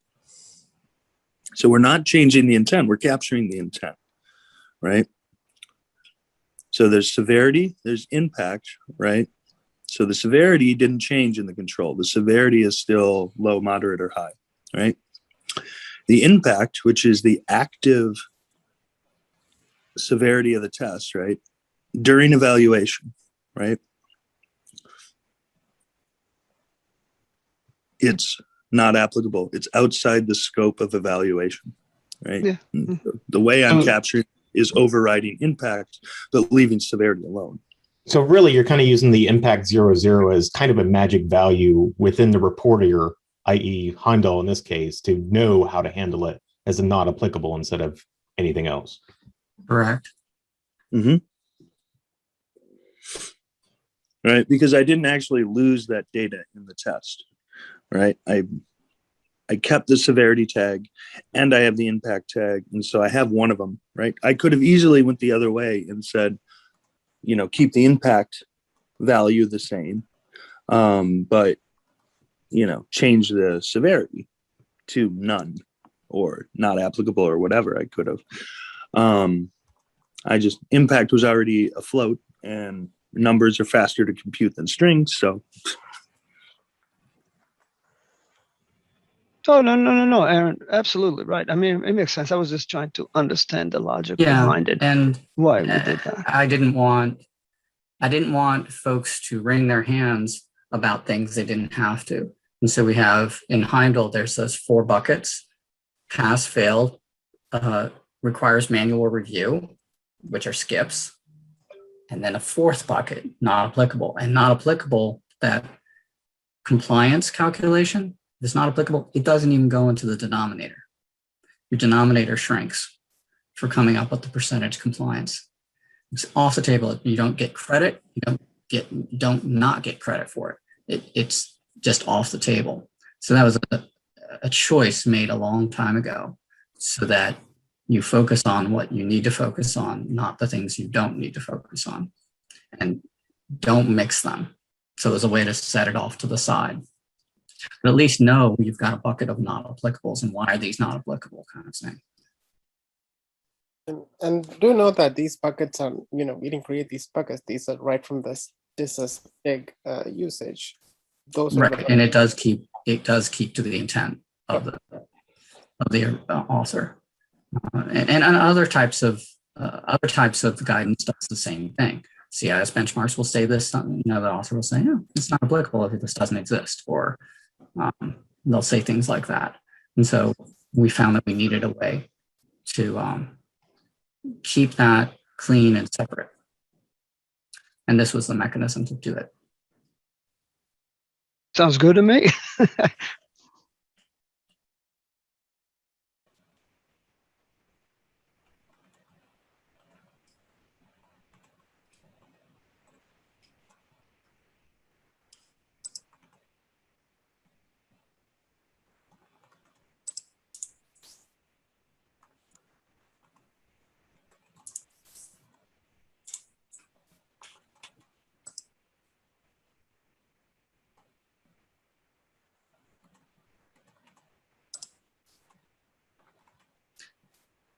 So Mo, where are we at?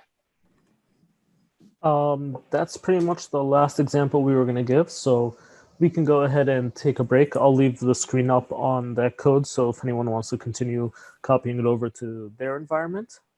And then after break, it'll just be sessions where the students can start working either on the examples that we provided and listed, or if they want to go through any other resource they prefer on this repo, or even as Aaron mentioned, if there's any other one they wanted to use, that's also perfectly fine. So meet back at 11:15 at the latest? Yeah. Since students are probably going to be head down a little bit. On too. So 11 o'clock for break, I guess 15-minute break. Come back, and then afterwards, probably at 11, we'll mention like what we're working on again, and then go until like maybe 11:30-ish. Give people 30 minutes to start working on stuff. And throughout, feel free to reach out if you've ever finished any control as you're working and want to either show off or have any questions. Okay, great. I'm going to leave the recording going, I guess, through the break in case there's questions. Sure.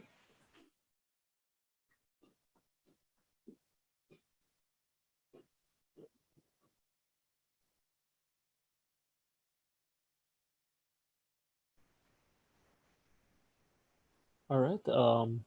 It's 11 o'clock. We should be back from break by now. A little announcement that I made just a little bit earlier. Please make sure to update your commands in your instructions file. I did have to tear down our old boxes, so we do have new IP addresses. You are now using a .100 IP instead of a .200 IP. So as you can see, on my line 27 of my instructions, it used to be a .200 like this.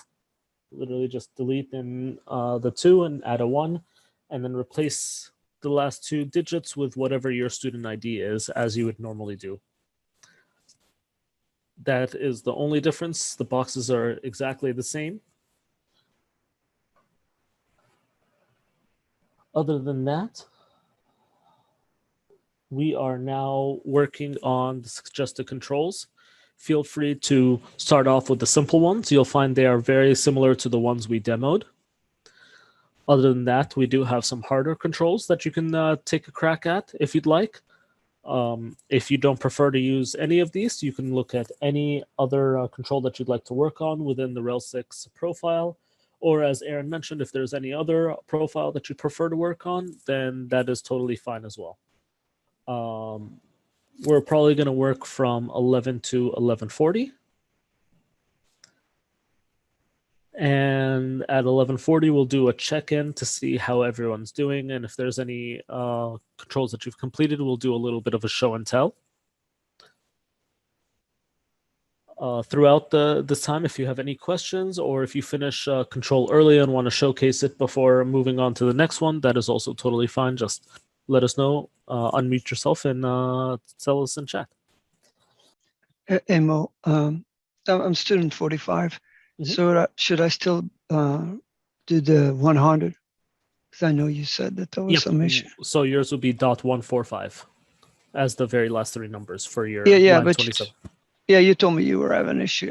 You were having issues. That's actually why I had to tear the other ones down, because there were issues, but I fixed it now. So we are now on a new IP address for. Yeah, I'm trying to go to the 172.31.0145, and I'm getting authentication failure. Are you still using the command from day one? Because that was an Ubuntu box, so the user is Ubuntu. Oh, okay, yeah. That. On day 2, we are using CentOS, so we have EC2 as the user. CentOS, yeah. Yep. Yes, we are.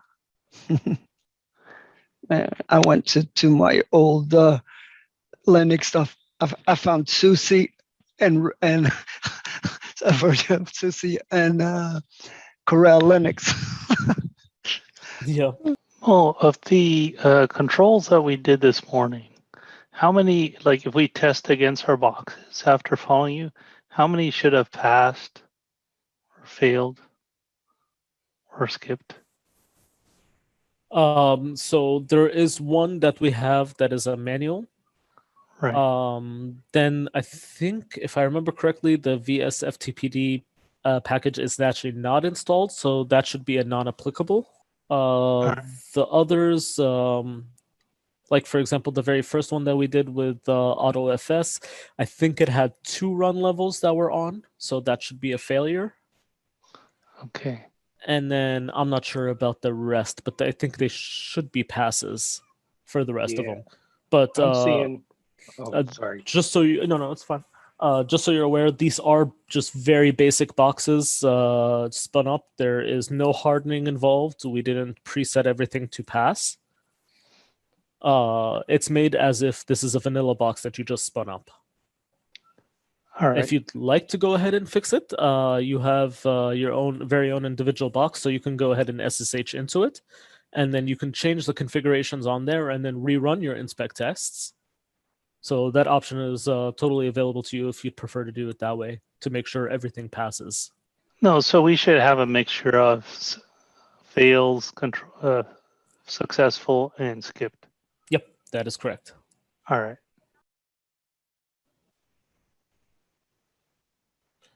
All right, how's everyone doing with their exercises? Does anyone have anything to show, or does anyone have any questions or issues?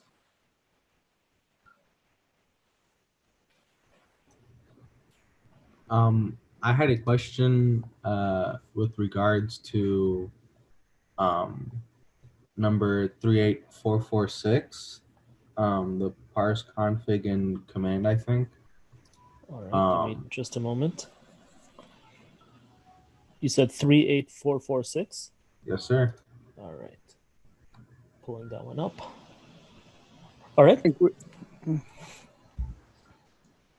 What's your question on that? So I just want to confirm if it's just like you put it under hard because it says to like parse the config and run a command, but it appears like there's a postfix conf resource. And then it doesn't have any explicit properties, but it says to test basic postfix configuration settings, you can just do an its and then the name of What's your going on, man? config. Hey, can you hold on 1 second? Hold on 1 second.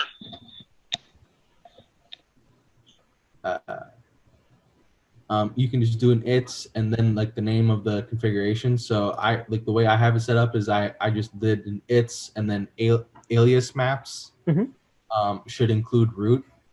So I just wanted to confirm if that was like the proper way to go about doing this one, or if I've just barking up the wrong tree. Yeah, actually, if you'd like to share your screen and show it off. When we put the resources in the class to kind of showcase, like you could use these resources, you're not limited to those. There's definitely other options to write it, as you found yourself right here. Those were just kind of recommendations based on ways that we had developed it in the past.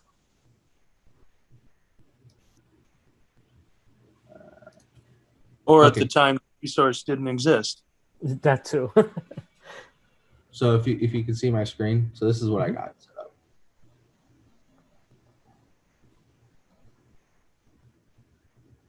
So does this look like accurate then?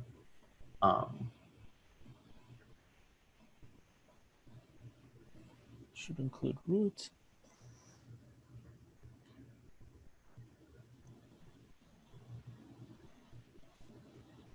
Yeah, I did the same thing as Home Deep, but instead of should include, I said should compare to root, but I added another command for the postmap -q root hash alias, and I said its standard out strip should not be empty. It's funny, Home Deep, we hit the same way. Yep, definitely. You'd want to check that it's not empty, and yeah, this looks like it would also resolve that. Okay, so I should have added like another thing to make sure that this file exists and like isn't empty then? Yep. Okay. But yeah, great job with that. All right. Well, you you can. I mean, it's not required, but. Yeah, but Hamdi, when you ran that, did you see, did your output come out, can't find etc postfix main c.cf? I mean, when I ran it, it seemed to have run just fine. But I mean, I can turn it again.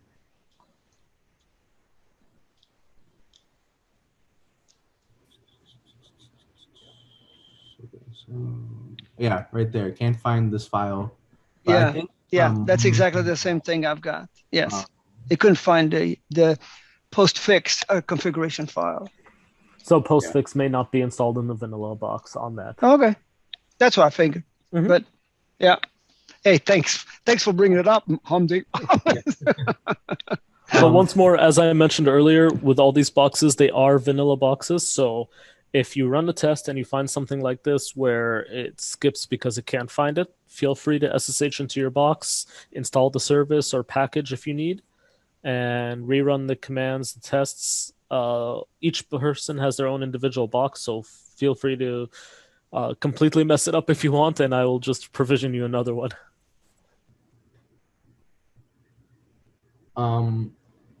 So say that this service didn't exist in like a real world use case, right? Like would the expectation be that whoever's administrating that system, like would they just, is it fine to not have like this postfix service, or is would they have to go and make sure that the service is up and running and then validate against this control? It depends on what the direction says. Most of the security guidance says if the service is installed and enabled, it should be configured thusly, right? And they usually have an escape clause that says if it isn't there, then it's either not a finding or it is a finding, or it's non-applicable, right? More often and if it doesn't not say applicable. anything, right? And if it doesn't say anything one way or the other, then that usually means it's like if you're not using it, then don't worry about it. But they usually cover that pretty clearly in the check text and the fixed text stuff. If it isn't there, then it's a finding, else it's probably not applicable, right? Okay, thank you. Yeah. Thank you.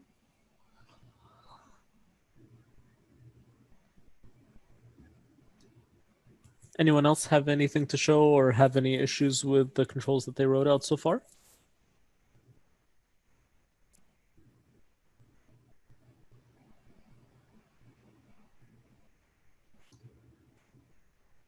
I kind of have one. Actually, I just typed it out in the chat. It's mostly a question on, I guess, maybe how we can further debug things. So I'm working on the 464 example or control for auditing the audit D config file. And if I'm on the box directly, meaning SSHN, and I do the sudo grep disk error actions on the etc audit D file, I get the results. Disk error actions equal to suspend. But when I do the a describe parse config file etc audit D config from InSpec against that same box, it tells me that config file doesn't exist. So when you're running the InSpec execution command, are you passing the sudo flag to it? Because in your SSH, yes. which user are you logging in as? The etc2 user. Right. So could you share your screen so we can are you passing on the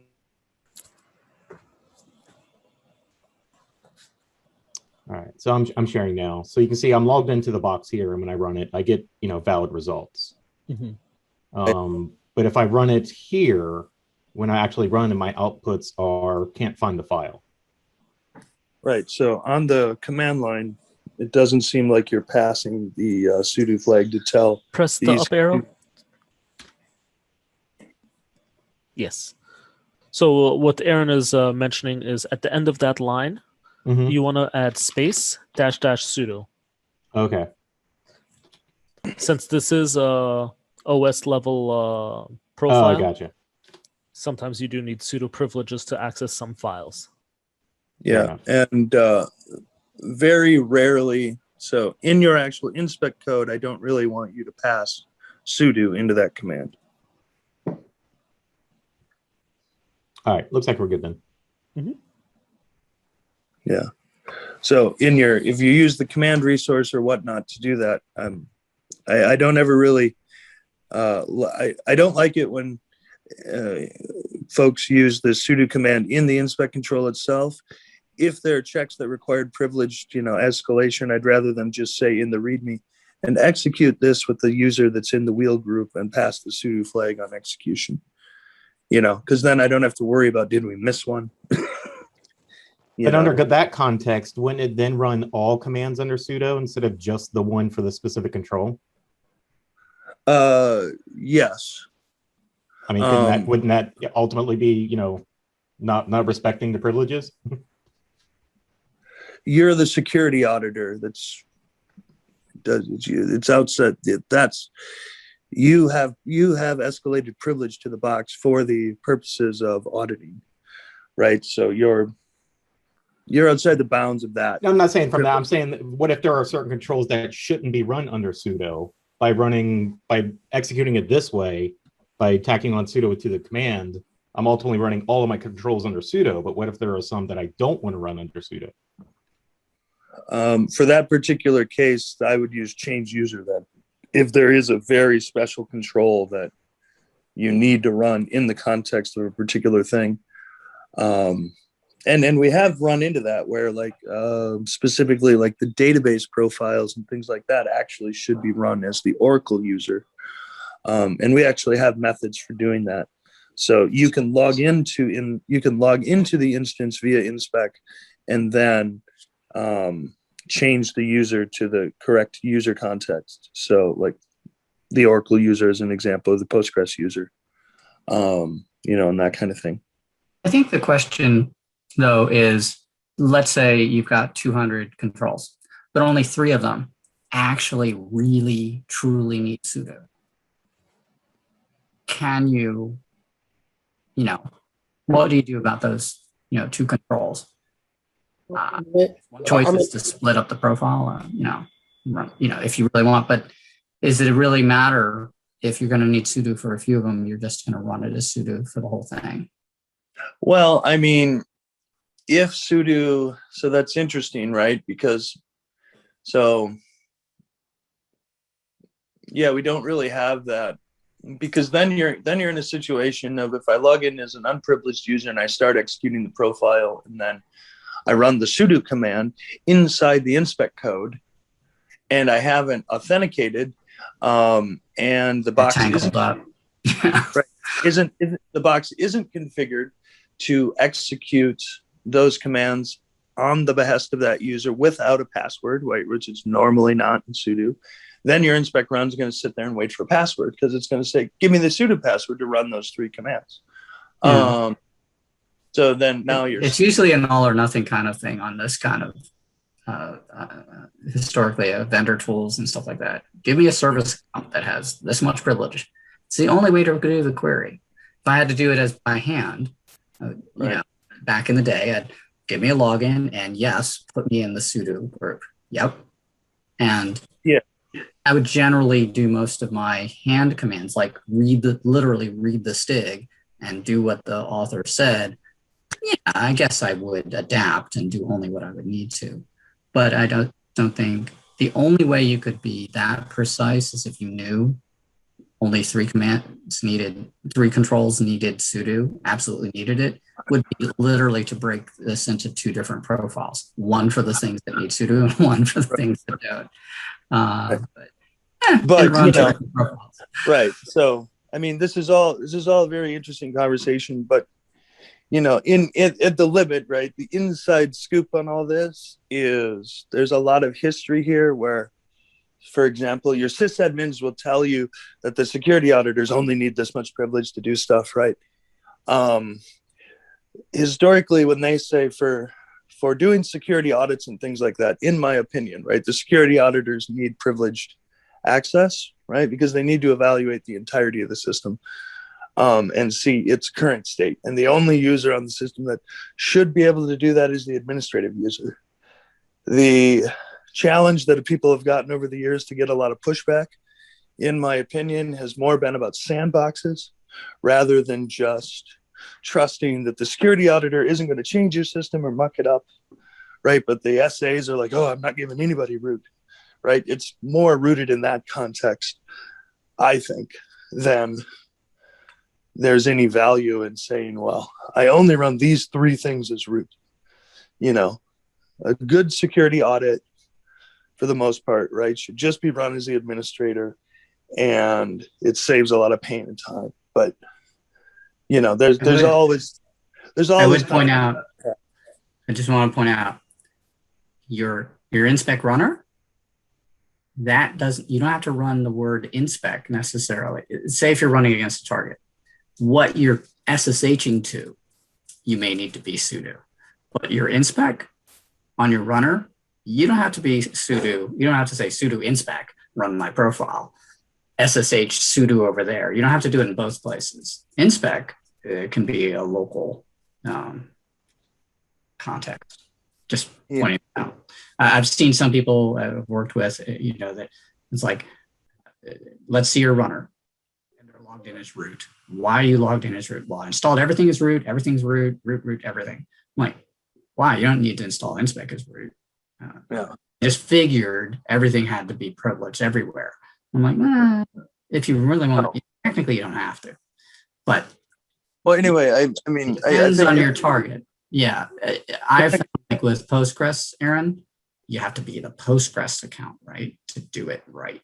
Databases and DBAs. Databases and in very, the file system, they can be very special.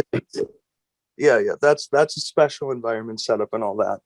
And, having been a DBA, I kind of understand that, where they have 3 levels of separation and, you know, all that. But basically, if an admin comes back to you as a security auditor and says, oh, no, we can't give you privilege, you go, hooey, I'm not a regular user. You know, actually, my point is, name me a commercial product that doesn't ask for that same exact thing. Why would we be any different? You see, that's as a security control assessor, I've confronted that exact question. It's like, well, what, you running a tool in your environment? Yeah, I got this Nessus thing here. It's like, you have a privileged service account running that? You know, we always run our Nessus scans with elevated privileges in all environments. Right. But what we do with that scan is we do not, once we have that complete scan, because it is a complete scan, we can turn that over to our security auditors and say, okay, you have the information that we picked up from an authorized scan, our privileged account. I'm going to give it to you. You whip out your Kali pen box and tell me what is broken or what you can get into. Right. Because I want to know what the possibilities are. I don't want somebody just to run a scan and then throw it all in a report and say, here's your pen test. That's not how we do that. Right. So, yeah. Right. I want to know the true issues. Right. And you could follow that same pattern by you guys running the privilege scan, producing the JSON, handing it to the assessor and saying, go load this into Heimdall. And I already looked at it and filtered by the high findings that were open. Yeah. And you tell me if you agree with I want you to go up there and not necessarily right. bring it down, give me a screenshot where you're about to. So, in our environment. You're breaking up a little there, Brian. Or is it just me? I think he might have had VPN issues, but. Oh, I'm sorry, guys. Was I breaking up? A little bit. Very much. Oh, my apologies. No, I was just saying that we supply the scans for our pen testers because it cuts down on testing time and where they can go in and actually take a look at that. And normally what they'll do is they'll import that scan into their own pen testing laptop and then start to go to work with non-privileged accounts to see what they can either pivot off of, get into, you know, move around, because that's what we really want to see. Right. You know, we don't want a pen tester to come in, just run a scan and say, oh, you have these vulnerabilities and walk off. And, you know, we've got, 40 things we have to close. We're always going to have vulnerabilities. What we want to know is what can be done with those vulnerabilities and where our weaknesses are at. Right. Yeah, and that's all I was getting at with the authenticated scans and yeah, and that was one of the main reasons that we tried to make Heimdall as accessible as possible and being able to render that data to facilitate those kinds of conversations, right? Whether the test came back passed or failed, right, is really a conversation, right? We want that ongoing conversation, right? Because the data isn't judgment, right? The data is the data. And, that's what we were trying to talk about a little bit yesterday, where we said, even if you have a failure or one of the subtests or all of the subtests or 3 of them that fail or 10 of them that pass, right? What we want to do about that is really that conversation, right? It's not cut or dry, because each situation is different. Each fielding, each application, the risks involved,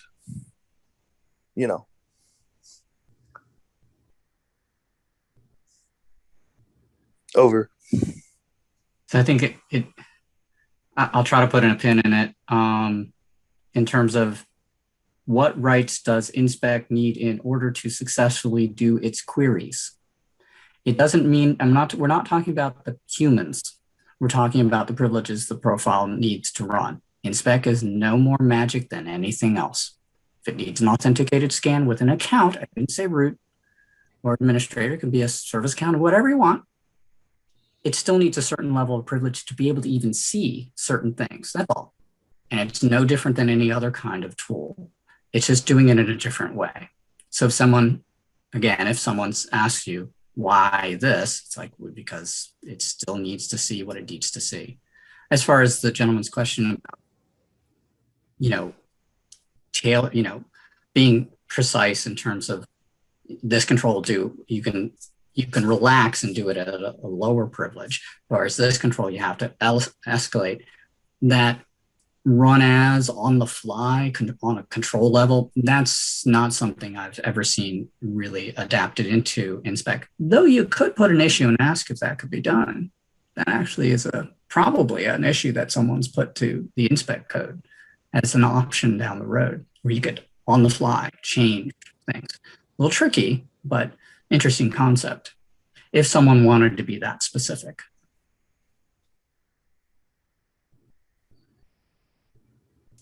Over.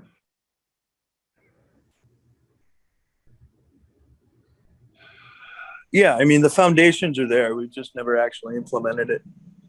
Because you can pass the sudo user and the sudo password as flags, right? And then we could, in the background, add a label to each of the controls, but then you'd have to label each of your controls as privileged, and that kind of thing. The foundations are there,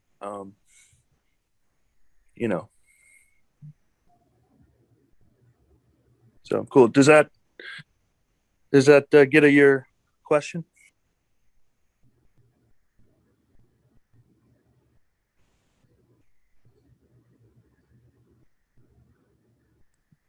Over. I didn't catch who asked the original question. On sudo versus not sudo. Mo, where were we? We were just getting other people to show their work, or if they had any questions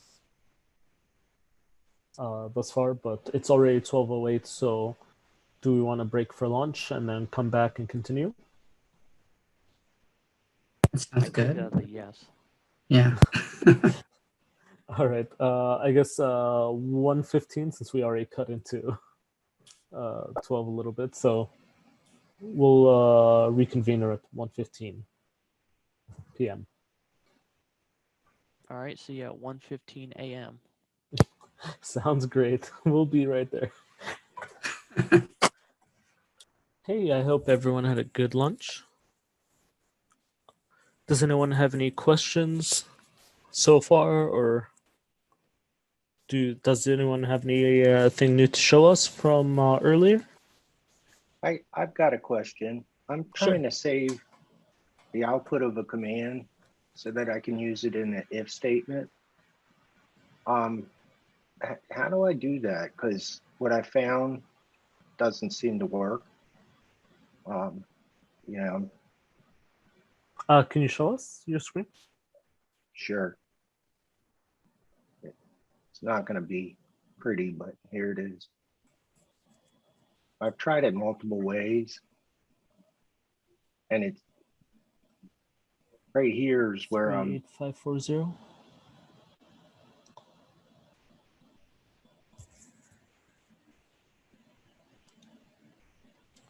And it looks like it doesn't really like that. Because it's returning back, you know, this over here. Mm-hmm. Let's see.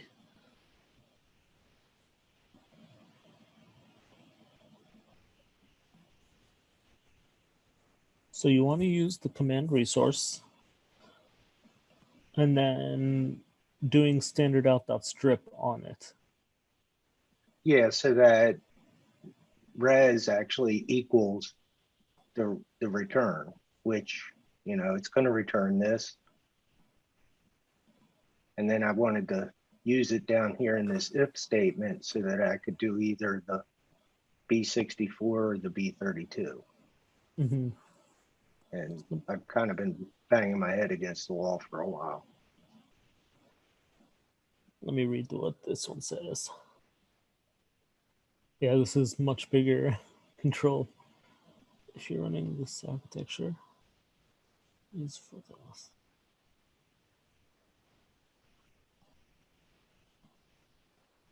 Yeah, because I figured once I got this first one working, I could then go ahead and do these other ones. Mm-hmm.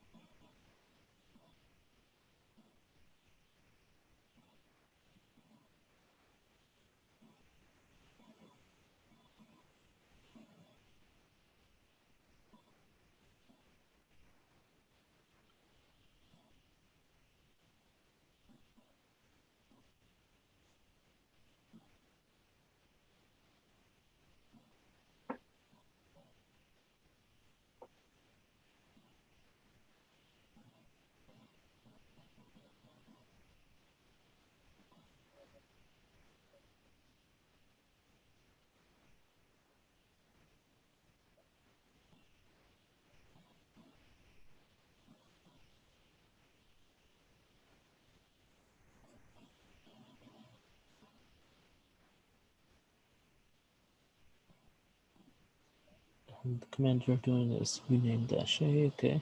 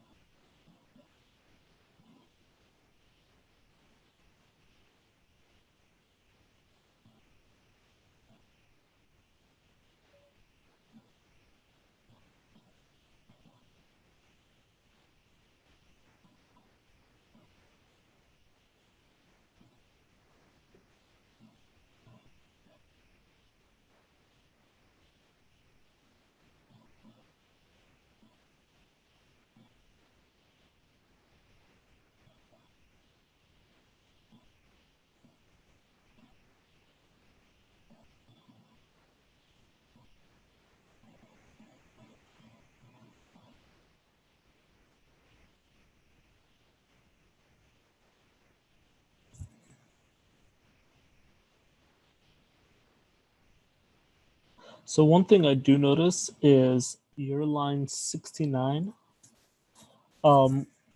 It's fine how you did it on line 68 if you want to take a resource and save that off into a file. Or I'm sorry, save that off into a variable. but you don't save off a describe statement into a variable. I don't think I've ever seen that done before, and Aaron or Roni can correct me if I'm wrong on that. I thought that was I've never seen that before. So you're saying it should be just res equals and then command? Yeah, if you want to save off the command resource. But without the do and all that. Yeah. If you want to save what's without the do and things. And then you might do something with that later with the describe block.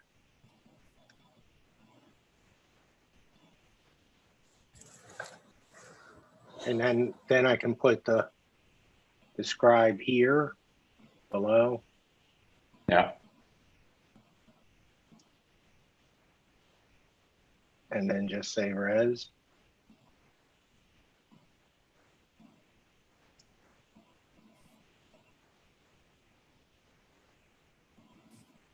Or is that, I mean.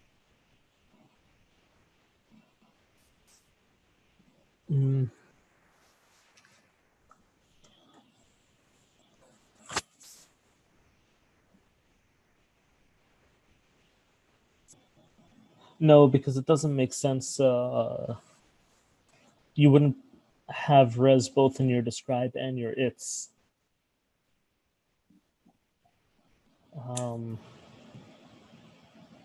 And I'm sorry, I'm still reading up on the control, the check text, because I'm still trying to understand what it's trying to do. So I can't really tell you where the logic's wrong. I can just see what I spot is odd in your code as of right now. Give me a moment and I'll try to figure this out.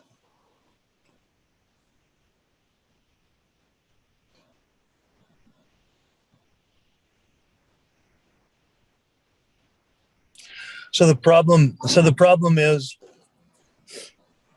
you have a describe block inside of a describe block.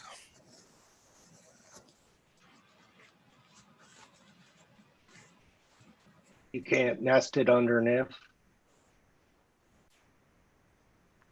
Oh, wait. I see what you're doing. Yeah, because the reason I wanted that's... res is so that I could have it, if it's at 64-bit, then I run the 64-bit command.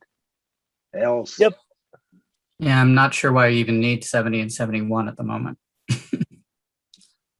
you might have. You might have what you need. You think that these two? I think, right, because you have res, and then you do some logic based on what's in res. Let's give that a shot. And you do one, right?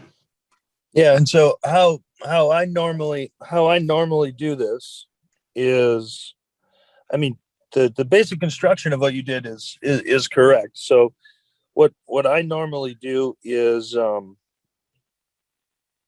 so you're going to check for audit rules, right? And basically, if you're on 64-bit, if you're on a 64-bit processor, you have to check for both the 32-bit and the 64-bit audit rule. If you're on a 32-bit processor, you only have to check for the 32-bit audit rule.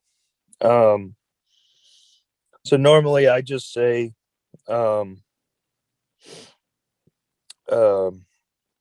if OS family equals x86_64. Basically, so I basically say you always check for the 32-bit, right? Regardless, and then if inspec.os.arch match question mark parentheses /64 parentheses, then check for the audit rule for the 64-bit audit rule. End. Right. I also don't see the point of line 68 and line 69. You could just use one line. Like just use line 69, and instead of it saying uname command, just copy the command structure that you have up top. Well, I tried that, and maybe I didn't put the parens around it. Yep. And it didn't. Yeah, and there's no. So remove everything after res equals. You're going to use. Yeah, and there's an InSpec resource for OS architecture as well. It'll give you a Boolean if it's 64-bit or not. And it'll give you the architecture that you're on. So inspec.os.arch.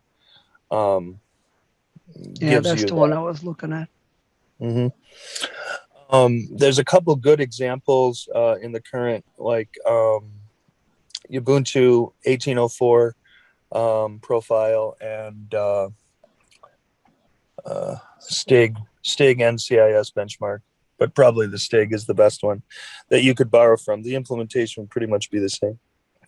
And then there is also an Audit D rules resource as well. So you don't necessarily have to grep the file. There's a resource that actually knows how to look for those. Okay. So for your line 70 now, you can just paste what you had before, the command. And then at the very end of it, after the parentheses, just .standard out .strip. Yeah, let me go find the Ubuntu, the Ubuntu example that one of our external collaborators is working on. Are you working on the RHEL 8 or are you working on the RHEL 6? Just curious. 6. 6, okay. Cool. So the only thing you would change on line 69 is taking out the external command. You already have a command. You don't call two resources. Gotcha. Like that. And then the parentheses at the very end, you just remove that. There you go. Yeah, I think when I ran it before, I didn't have the parend around.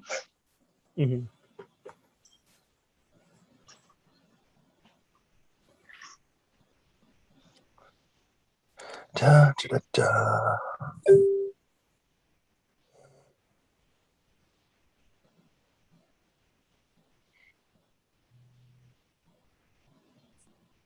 So many PRs. Where?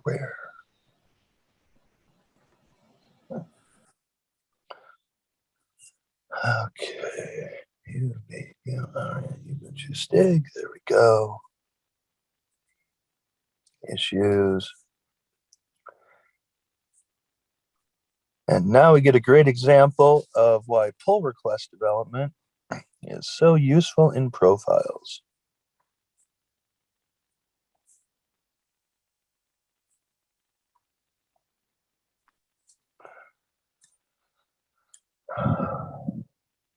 The OS resource is the one you want to look up. It's a little bit above. Yeah, I saw that.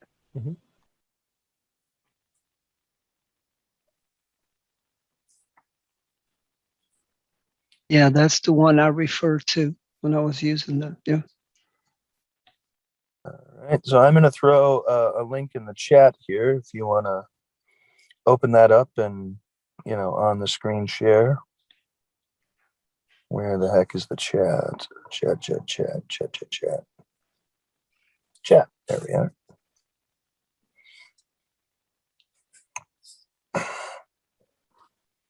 All right, there we go. I don't know if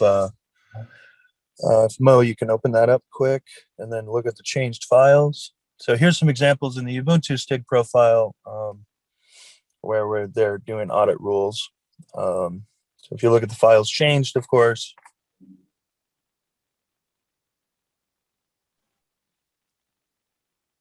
There we go. So here's one of the checks.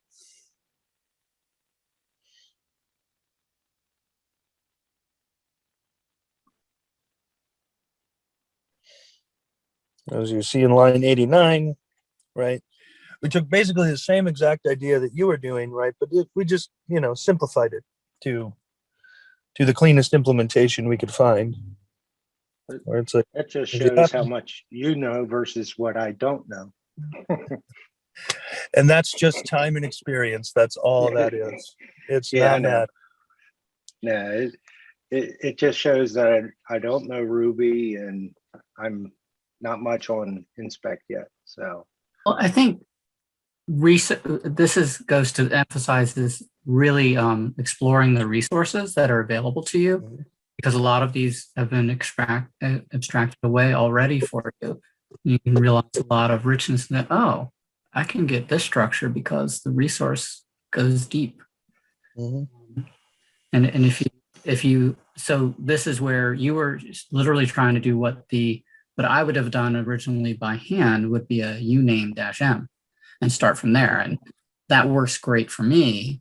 But with a resource, it's abstracting it away so you can code much more easily and precisely is important. Doesn't matter if the stuff is in the line, that kind of thing. And you know, one of the things that we were talking about yesterday, this brings out another great example of, so if you look at, you know, the original work that was done in like OpenSCAP or with, you know, the Tenable audit language, right? They're pretty much limited to the command resource, you know, and so when you write an audit file or something like a command resource, right, something like a command resource, where a lot of these types of things, right, would be very brittle across even different varying Unix derivatives, right? So various Linux distributions and things like that, where if I can actually have an OS resource that captures all the right things about my OS, regardless of which one I'm on, and give you a data structure as a developer, where I can say os.arc, right? Figure out what the architecture is, right? And just give me a string back, right? You know, it very much simplifies kind of the communication. So, and then this is another example of a topic that we haven't touched on yet, called filter table, which I think Roni's going to get into a little bit, where some of the resources have the ability to put in a where's clause to actually filter down the data that the resource returns, to make it, you know, kind of even cleaner. So, and I know if you look at a couple more examples in this, Mo, I think there's a couple other good examples. We may even be able to find the equivalent audit rule. So, you know, but with over 120 core resources, or what they call OS resources, I still think of them as a core resource. That's the name we gave them originally. You know, there's always value in making sure somebody didn't run into the challenge or the problem before and already give you basically a library to simplify it all for you. Okay, well, thank you. I'll go ahead and put this in and see how it goes. Yep. Thanks. Yep, not a problem. But no, I mean, for a first attempt, yeah, I mean, you did that exact logic. You just didn't know we could do it cleaner in InSpec. So what you did was absolutely right. Just, you know, there was a cleaner implementation. So, and originally we didn't even have that, right? Some of the old profiles did exactly what you just did. And then I said, no, we need a resource. You know, I don't want to keep rewriting this code. So.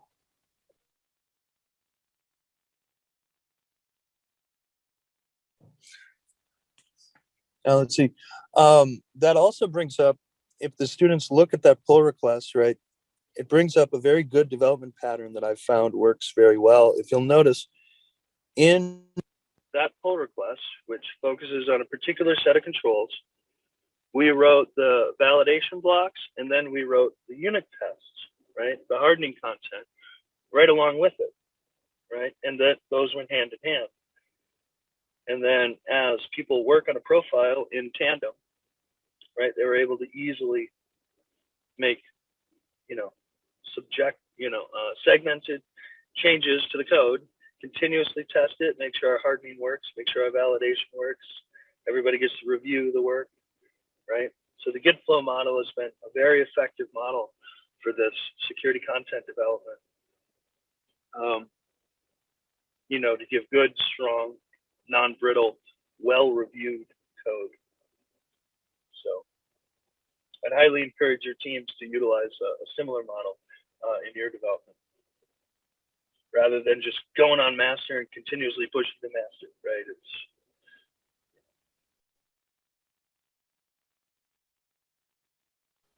Now, I did have a question on the output.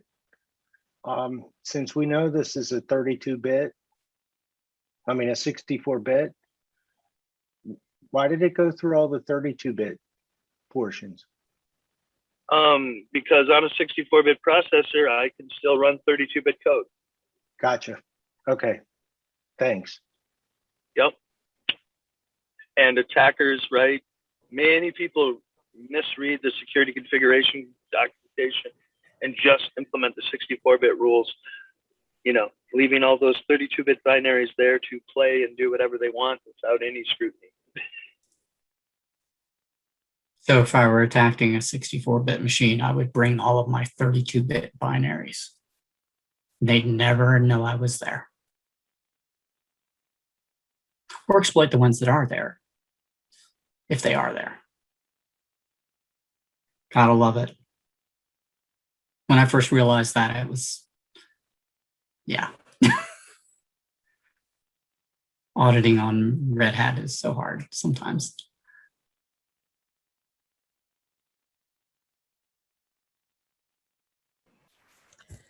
Anyone else have any questions or any controls that they finished that they'd like to show? Hey Mo, this is Leo. This is just a question. So I'm doing a compare, and this might just be a Ruby question. How do I make it case insensitive, I guess, for the compare? Because in the check text, it's lowercase, but in the I guess in the box itself, it's uppercase, right? So it was passing before when it should fail.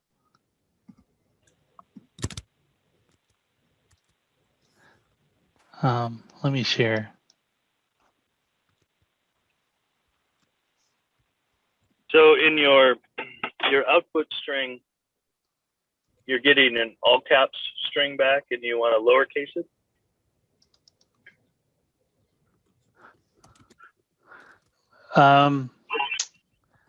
So I want to make it case insensitive, right? Because it could be, you know, they put it in lowercase. Mm-hmm. So what we can do is we can actually convert whatever we get beforehand. So let's see. What was it? I think it's just dot upper. Or so where it says disk error action for you. Right. Within the string, just put a dot at the end of it. So inside of the single quote. I remember, Aaron, I know it's downcase for the lower one, but is it upcase for the upper, I think? If I say downcase, it doesn't matter, right? If I say downcase, and then I'll just make it downcase. Yeah. So downcase, and then you can just make your ignore and suspend into lowercase. So that way what you're doing is you're converting whatever output you have into a format that you can actually reliably test against. Right. Yeah, and then you could have done that on the other side of the equation too, where you left your disk error action alone, and then a dot upcase, downcase and upcase. But you could have said should not match, and then slash and use regex, right, where you matched ignore, pipe, suspend, slash, and then put an I on the end of that, you know, saying insensitive, right, case insensitive. So, yeah, two ways to do it. All right, thanks.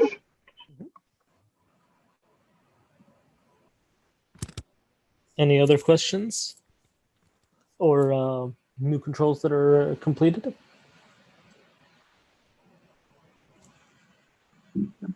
Hey, I'm having trouble running against both my student instance and the instructor instance. Can you verify the IP address for the instructor instance, please?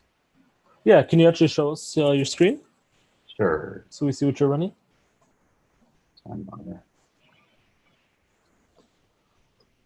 All right, so can you see my screen? Yep, line 27 and line 23. The only thing you want to change is the very last digits. Instead of it being 264, it's 164. 164. Yep. I made an announcement about that earlier today because we had an issue with the boxes. So Well, I heard all that. I just missed 164 over the 264. Yep. Thank you very much. Mm-hmm. And then one more thing to note when you're running these commands, as some of the other students have experienced, there are some controls that will require sudo. So at the end of your InSpec exec command, if you just add a -- sudo, you'll see a couple controls that would have been skipped are actually now passing or failing as they should. Got it. Thank you.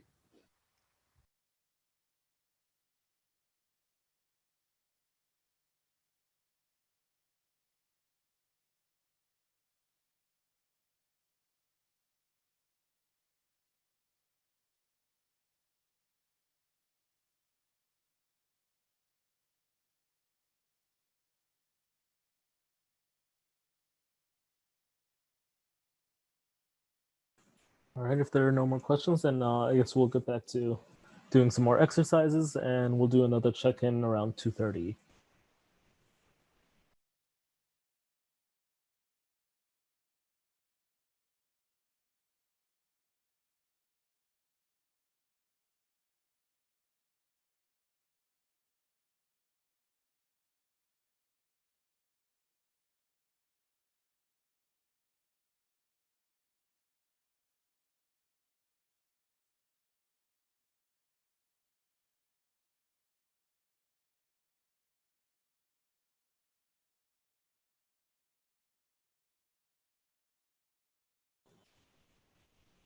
Alrighty, we hit 2:30. Does anyone have any new controls that they'd like to showcase that they've completed, or are there any questions?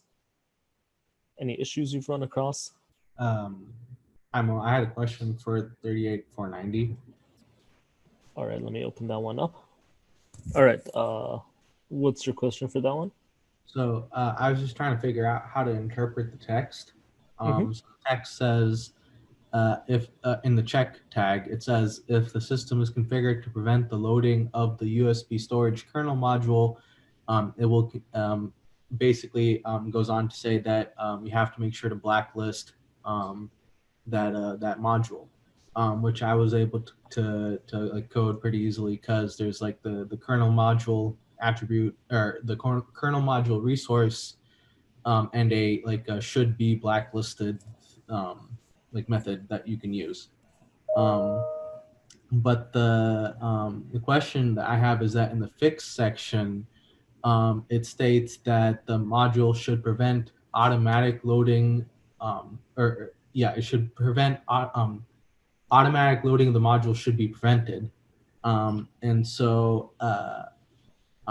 so does that imply that I should have like an explicit check for the loaded state of the module, even though apparently you can have manual loading of the module is allowed, or should we just skip on that like is loaded state and then just say that it needs manual review? So I can like share my screen to show like what I have right now if you like. Sure. Yeah, go ahead and show it. So I would have to reread the documentation on Deep. I actually wrote that resource. So there is loaded, is installed, and is blacklisted. And is blacklisted, if I recall correctly, checked for the bin true condition and the one other one. There were two possible ways that you can do it. I checked for both. So it's a fail fast and condition. So it's really up to the author and the intent of the check. Like you could say is blacklisted, is not, should not be, should be blacklisted, should not be installed, should not be loaded. Would cover like everything. Enabled. Yeah. Or did I? Yeah, and then I think I made a helper function called enabled that called the other two in conjunction. So But I don't think I put a special one in there that says it should be manually loadable. I don't think I built that one yet. It'd be a nice little PR for you, to figure out what we would test to see if it's set to not be able to auto load, but could be manually loaded. I didn't cover that use case. But that'd be a simple call of a few private functions and maybe a grep here or there. And then we could pretty easily add that in. But oh, you and your black and red text. All right, let's see. Getting old here. I can swap this over to like the other format. For some reason, I when I open Vim up, it does some pretty funky stuff with the color scheme.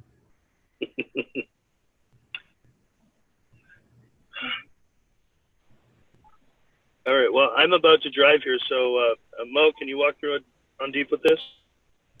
Yeah. So pretty much for your describe statement, as what Aaron was mentioning, the few things you would want to probably add is just an it should not be loaded, and as well as an it should not be enabled. You already have the blacklisted there, so. Okay.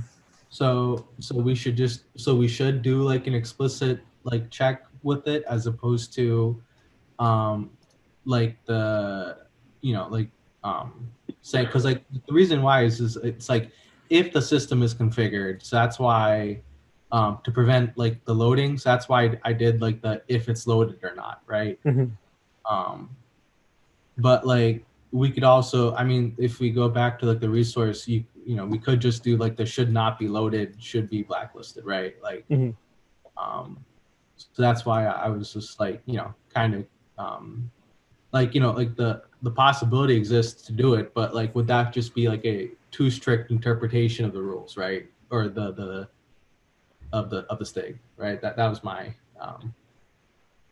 question, more or less. Yeah, at the end of the day, I think it just comes down to how you interpret the Stig author's intent.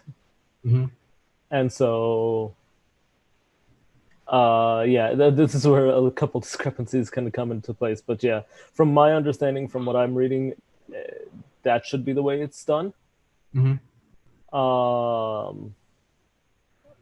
But yeah, it'll really be down to the author of the InSpec of how you perceive the intent of the Stig author.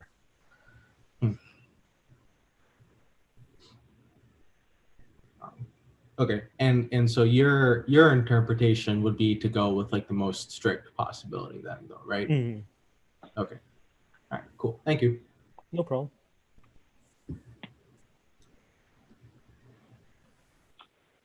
Any other questions? Or has anyone gotten any controls working that they'd like to show?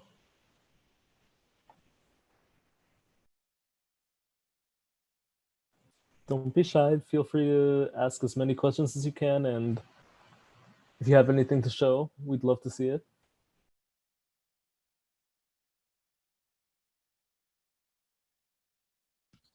I'll speak up if someone else is. I've gone through all of the examples. I believe I have them all working. I'm not 100% positive on the integrity of the test, but I'm not getting any errors when I'm running. I think the one that gave me the most trouble, just because I'm new to Linux and I'm new to Linux-based systems, and you know, especially postfix. I don't know postfix. So 38446.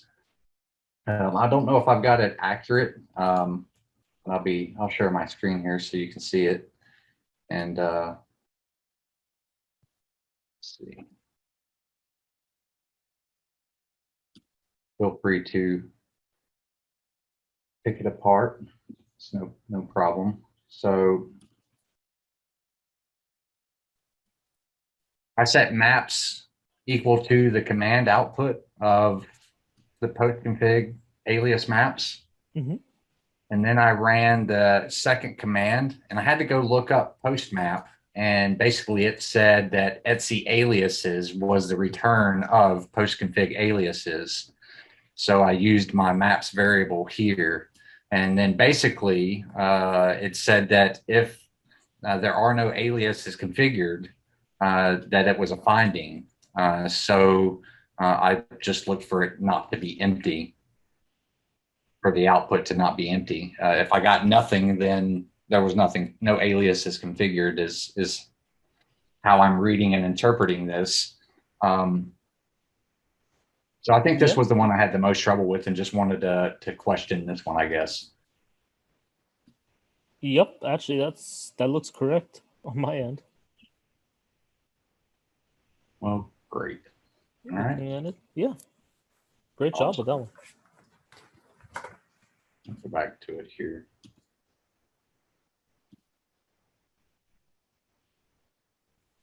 I'll never find it now. There it is. And I closed it.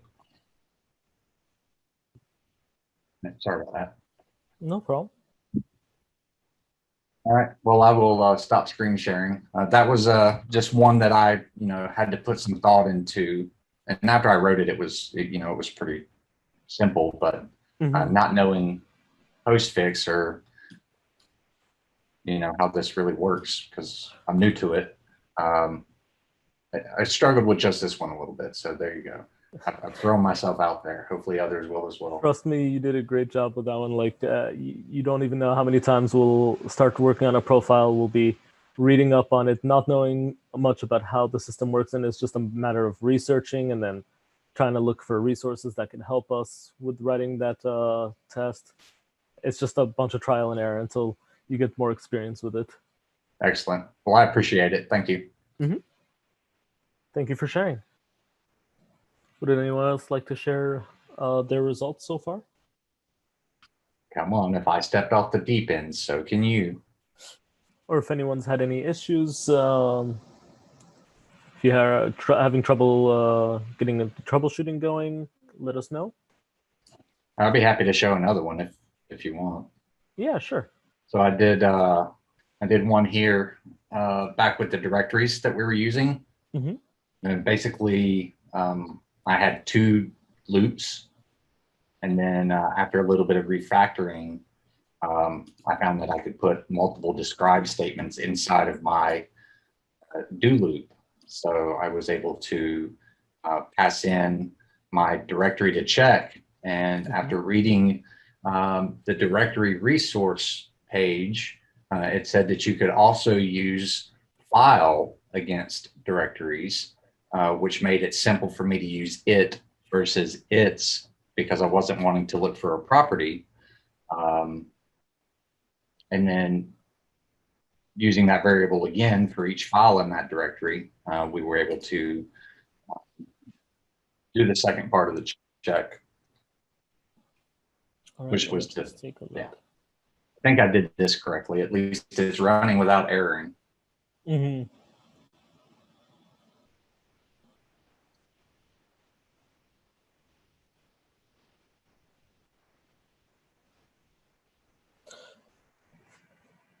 So it looks like it's correct. The only thing is, I actually don't think you need to do both the line 59 to 63 and then the 65 to 67, because that command already verifies for you whether or not there's any directory there that is owned by root or not owned by root, sorry. That's what the actual command will do. So it's they're both correct. It's just a matter of redundancy of the test, I believe. Okay, so to clean it up, you said I could do what now? You could do either or. You can either keep the 59 to 63 or the 65 to 67. All right, well, thank you. Yeah. Right there, you found 2 different ways to do the same test. Just for your information, when you had them all highlighted, if you were to press Control back exclamation point, it would have commented everything else for you.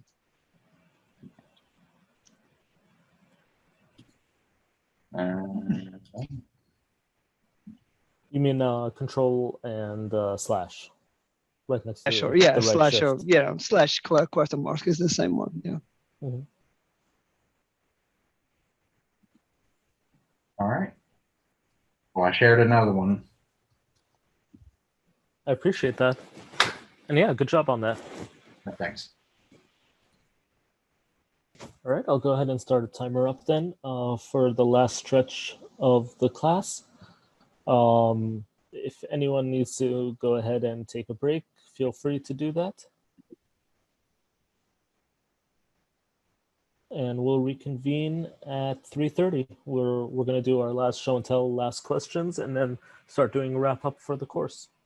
All right, we are nearing the end of our class, so I'd like to ask if anyone has any final questions on any of the controls that you've been working on, or if you have any issues, or if you even want to just show off any of your controls, please let us know.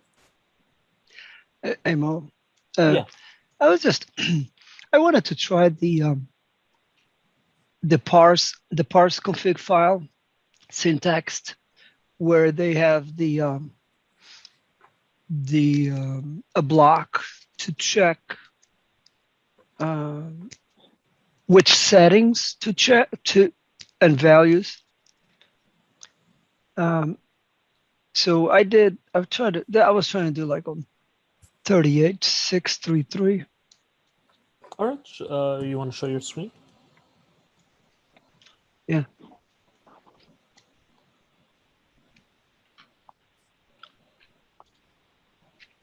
You see? So what I was doing, I was trying to get, I just basically copied this block here. Now, it's funny, I just left the data config options, as a split to value. And to my surprise, I just left it. Originally, I figured there would be this right here. I mean, this max log, there was the value and a JSON format and here. But I knew it was bigger than, it has to be greater than 6. So when I ran it, it actually, it processed and passed. But I was just wondering if that was actually the intent. I went back to the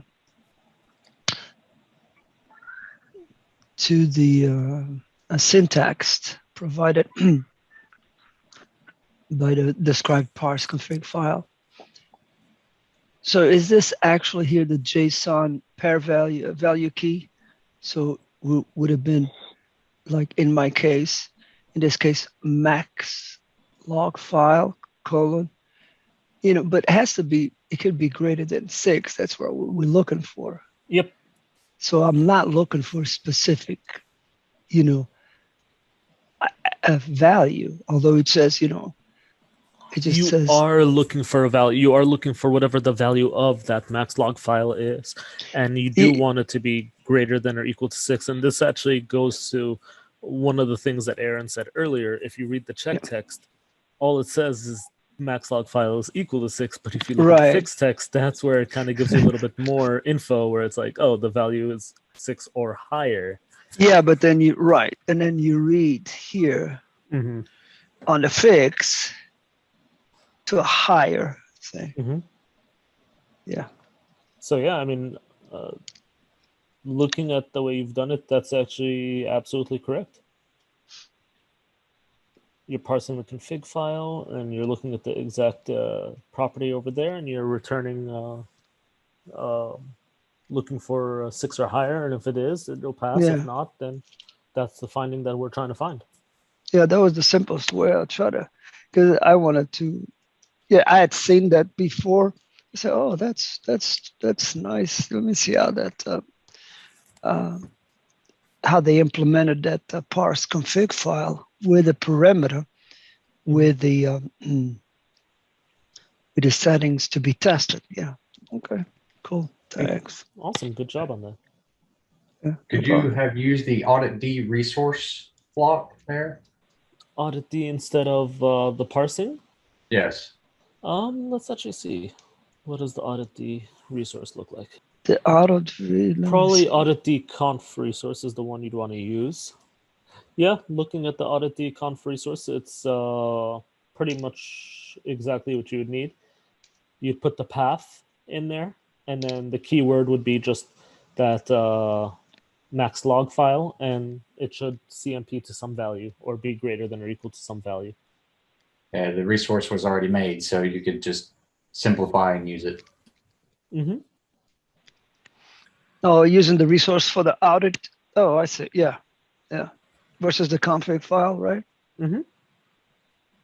The parse config file was probably one of the oldest ones that was created, and it's more of a general purpose one.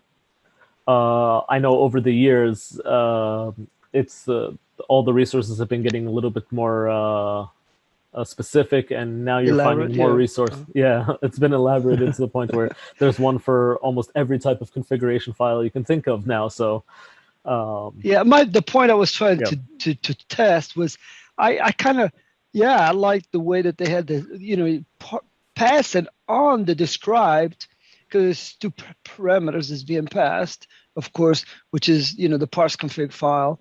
I mean, to the parse config file, which is the path and the value, the key value pair, and that's what drove me to try that one out.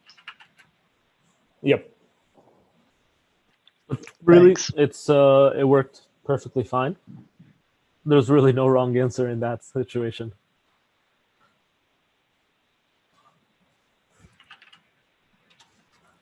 But good job on that. Anyone else have any questions or want to show their work? All right. One more thing to remind everyone about is if you do want to save any of your code to take a look at later, make sure to go into your Cloud9, go to your specific student folder. If you right-click it, you will have a download option, so you can download all of your code. After class today, we will be shutting down and terminating these Cloud9 environments along with all the targets. So after today, you will not have access to this environment anymore.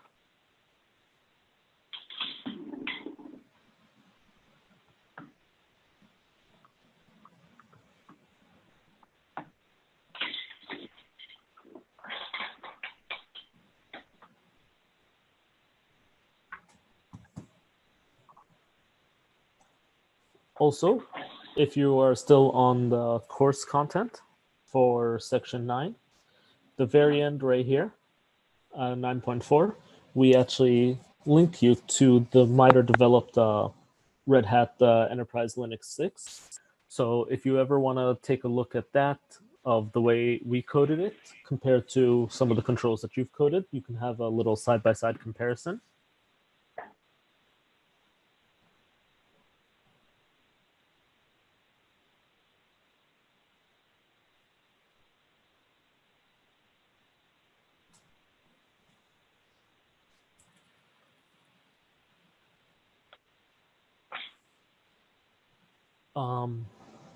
Hopefully after this course, now you'd be able to take a look at InSpec, be able to develop some tests through it. We also hope that you've been able to understand how to take security guidance such as Stigs or CIS documentation and be able to translate that into InSpec code. We also linked inside of the course the link to the Stigs as well as the CIS security benchmarks. And finally, we also have an additional resources page, which is very helpful. We went ahead and linked a bunch of the most important things that we found to be helpful when it comes to InSpec development. You have the security guidance once more linked up here. We have the main documentation pages for starting off in InSpec development. There are some additional tutorials, as well as a playlist for YouTube that you can watch, a couple other basic series, and some Windows infrastructure. We have some community-based profiles, as well as the MITRE InSpec developed ones. And then we also have our community partners that have developed their own profiles as well. We also provided some documentation on the RSpec. So if you wanted to have a little bit more of an understanding of how some of InSpec's functionality works, since it's inherited from RSpec, we have that as well. And finally, we linked the chef Slack.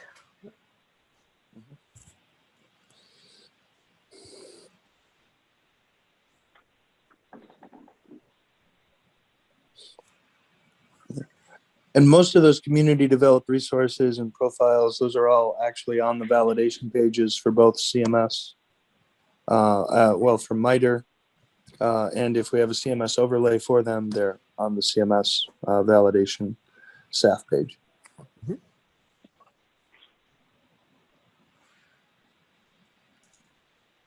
I'd like to again thank CMS for sponsoring this round of training. And I'll put the link to their SAF page in again, as I did yesterday. Can you maybe give a high level of, I guess, the second, I think there's another training that takes place in April. I don't know if that's maybe an advanced course or I guess what's the... It is. If you'd like to get a preview, it's the same URI that you're looking at right now, but just put advanced in there in between InSpec and developer, and you'll get an idea of what it is. But the advanced course, which I'm curious how many of the students are going to join us for the advanced course, where we're going to focus on how to actually develop resources, give you a little better idea of if you need to create a resource, or even more importantly, put in a PR for a resource where we need to make it more functional or more useful, that type of thing, and go through the actual deep core of the resources, and then we'll get into filter table and how to utilize that more effectively, and that kind of thing. I guess, Mo, if you want to bring up the advanced course and just go into the sidebar. There we go. This gives you a better idea of, we do a little bit of recap, and then, here are the main topics for the course. Okay. Mm-hmm.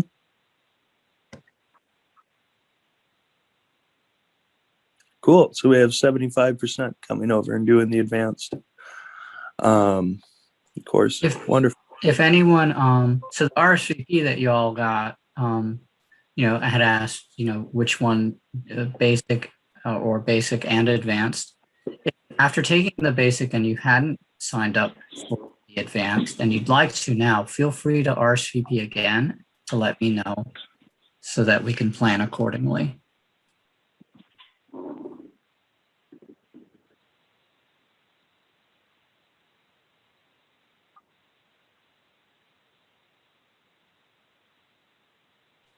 Thank you. Mm-hmm. All right. So I just want to say thank you to all the students. I thought, there was great participation in this course. I always like all the great conversation and everything that we were able to go over. Please continue to engage on the community Slacks, ask questions, definitely look at the various examples and the various profiles that we have out in the community as a reference. Never hesitate to, ask questions, send us an email. We've worked with all kinds of different students, so never be embarrassed, basically, right? How do I do this? I can't figure this out. It's broken. And I would highly encourage you as new InSpec users and developers, right, to definitely hit the chef community and sync community Slack channels. There is a huge group of open community developers that you can talk with, ask questions to, get help from. you know, and all that kind of stuff. So definitely utilize that resource. And even inside the CMS community itself, for those of you that are supporting CMS, there are, on the CMS Slack, there is a SAF channel and a whole community of CMS programs and users that have started to utilize the SAF, have experience, you know, and have run all the profiles and the overlays. And, you know, there's a large community even within that sub community of people that you can reach out to, operators and developers and people that have gone through the ATO process and ACT and all that kind of stuff. There's some very, very active and open people that will help you be successful. So.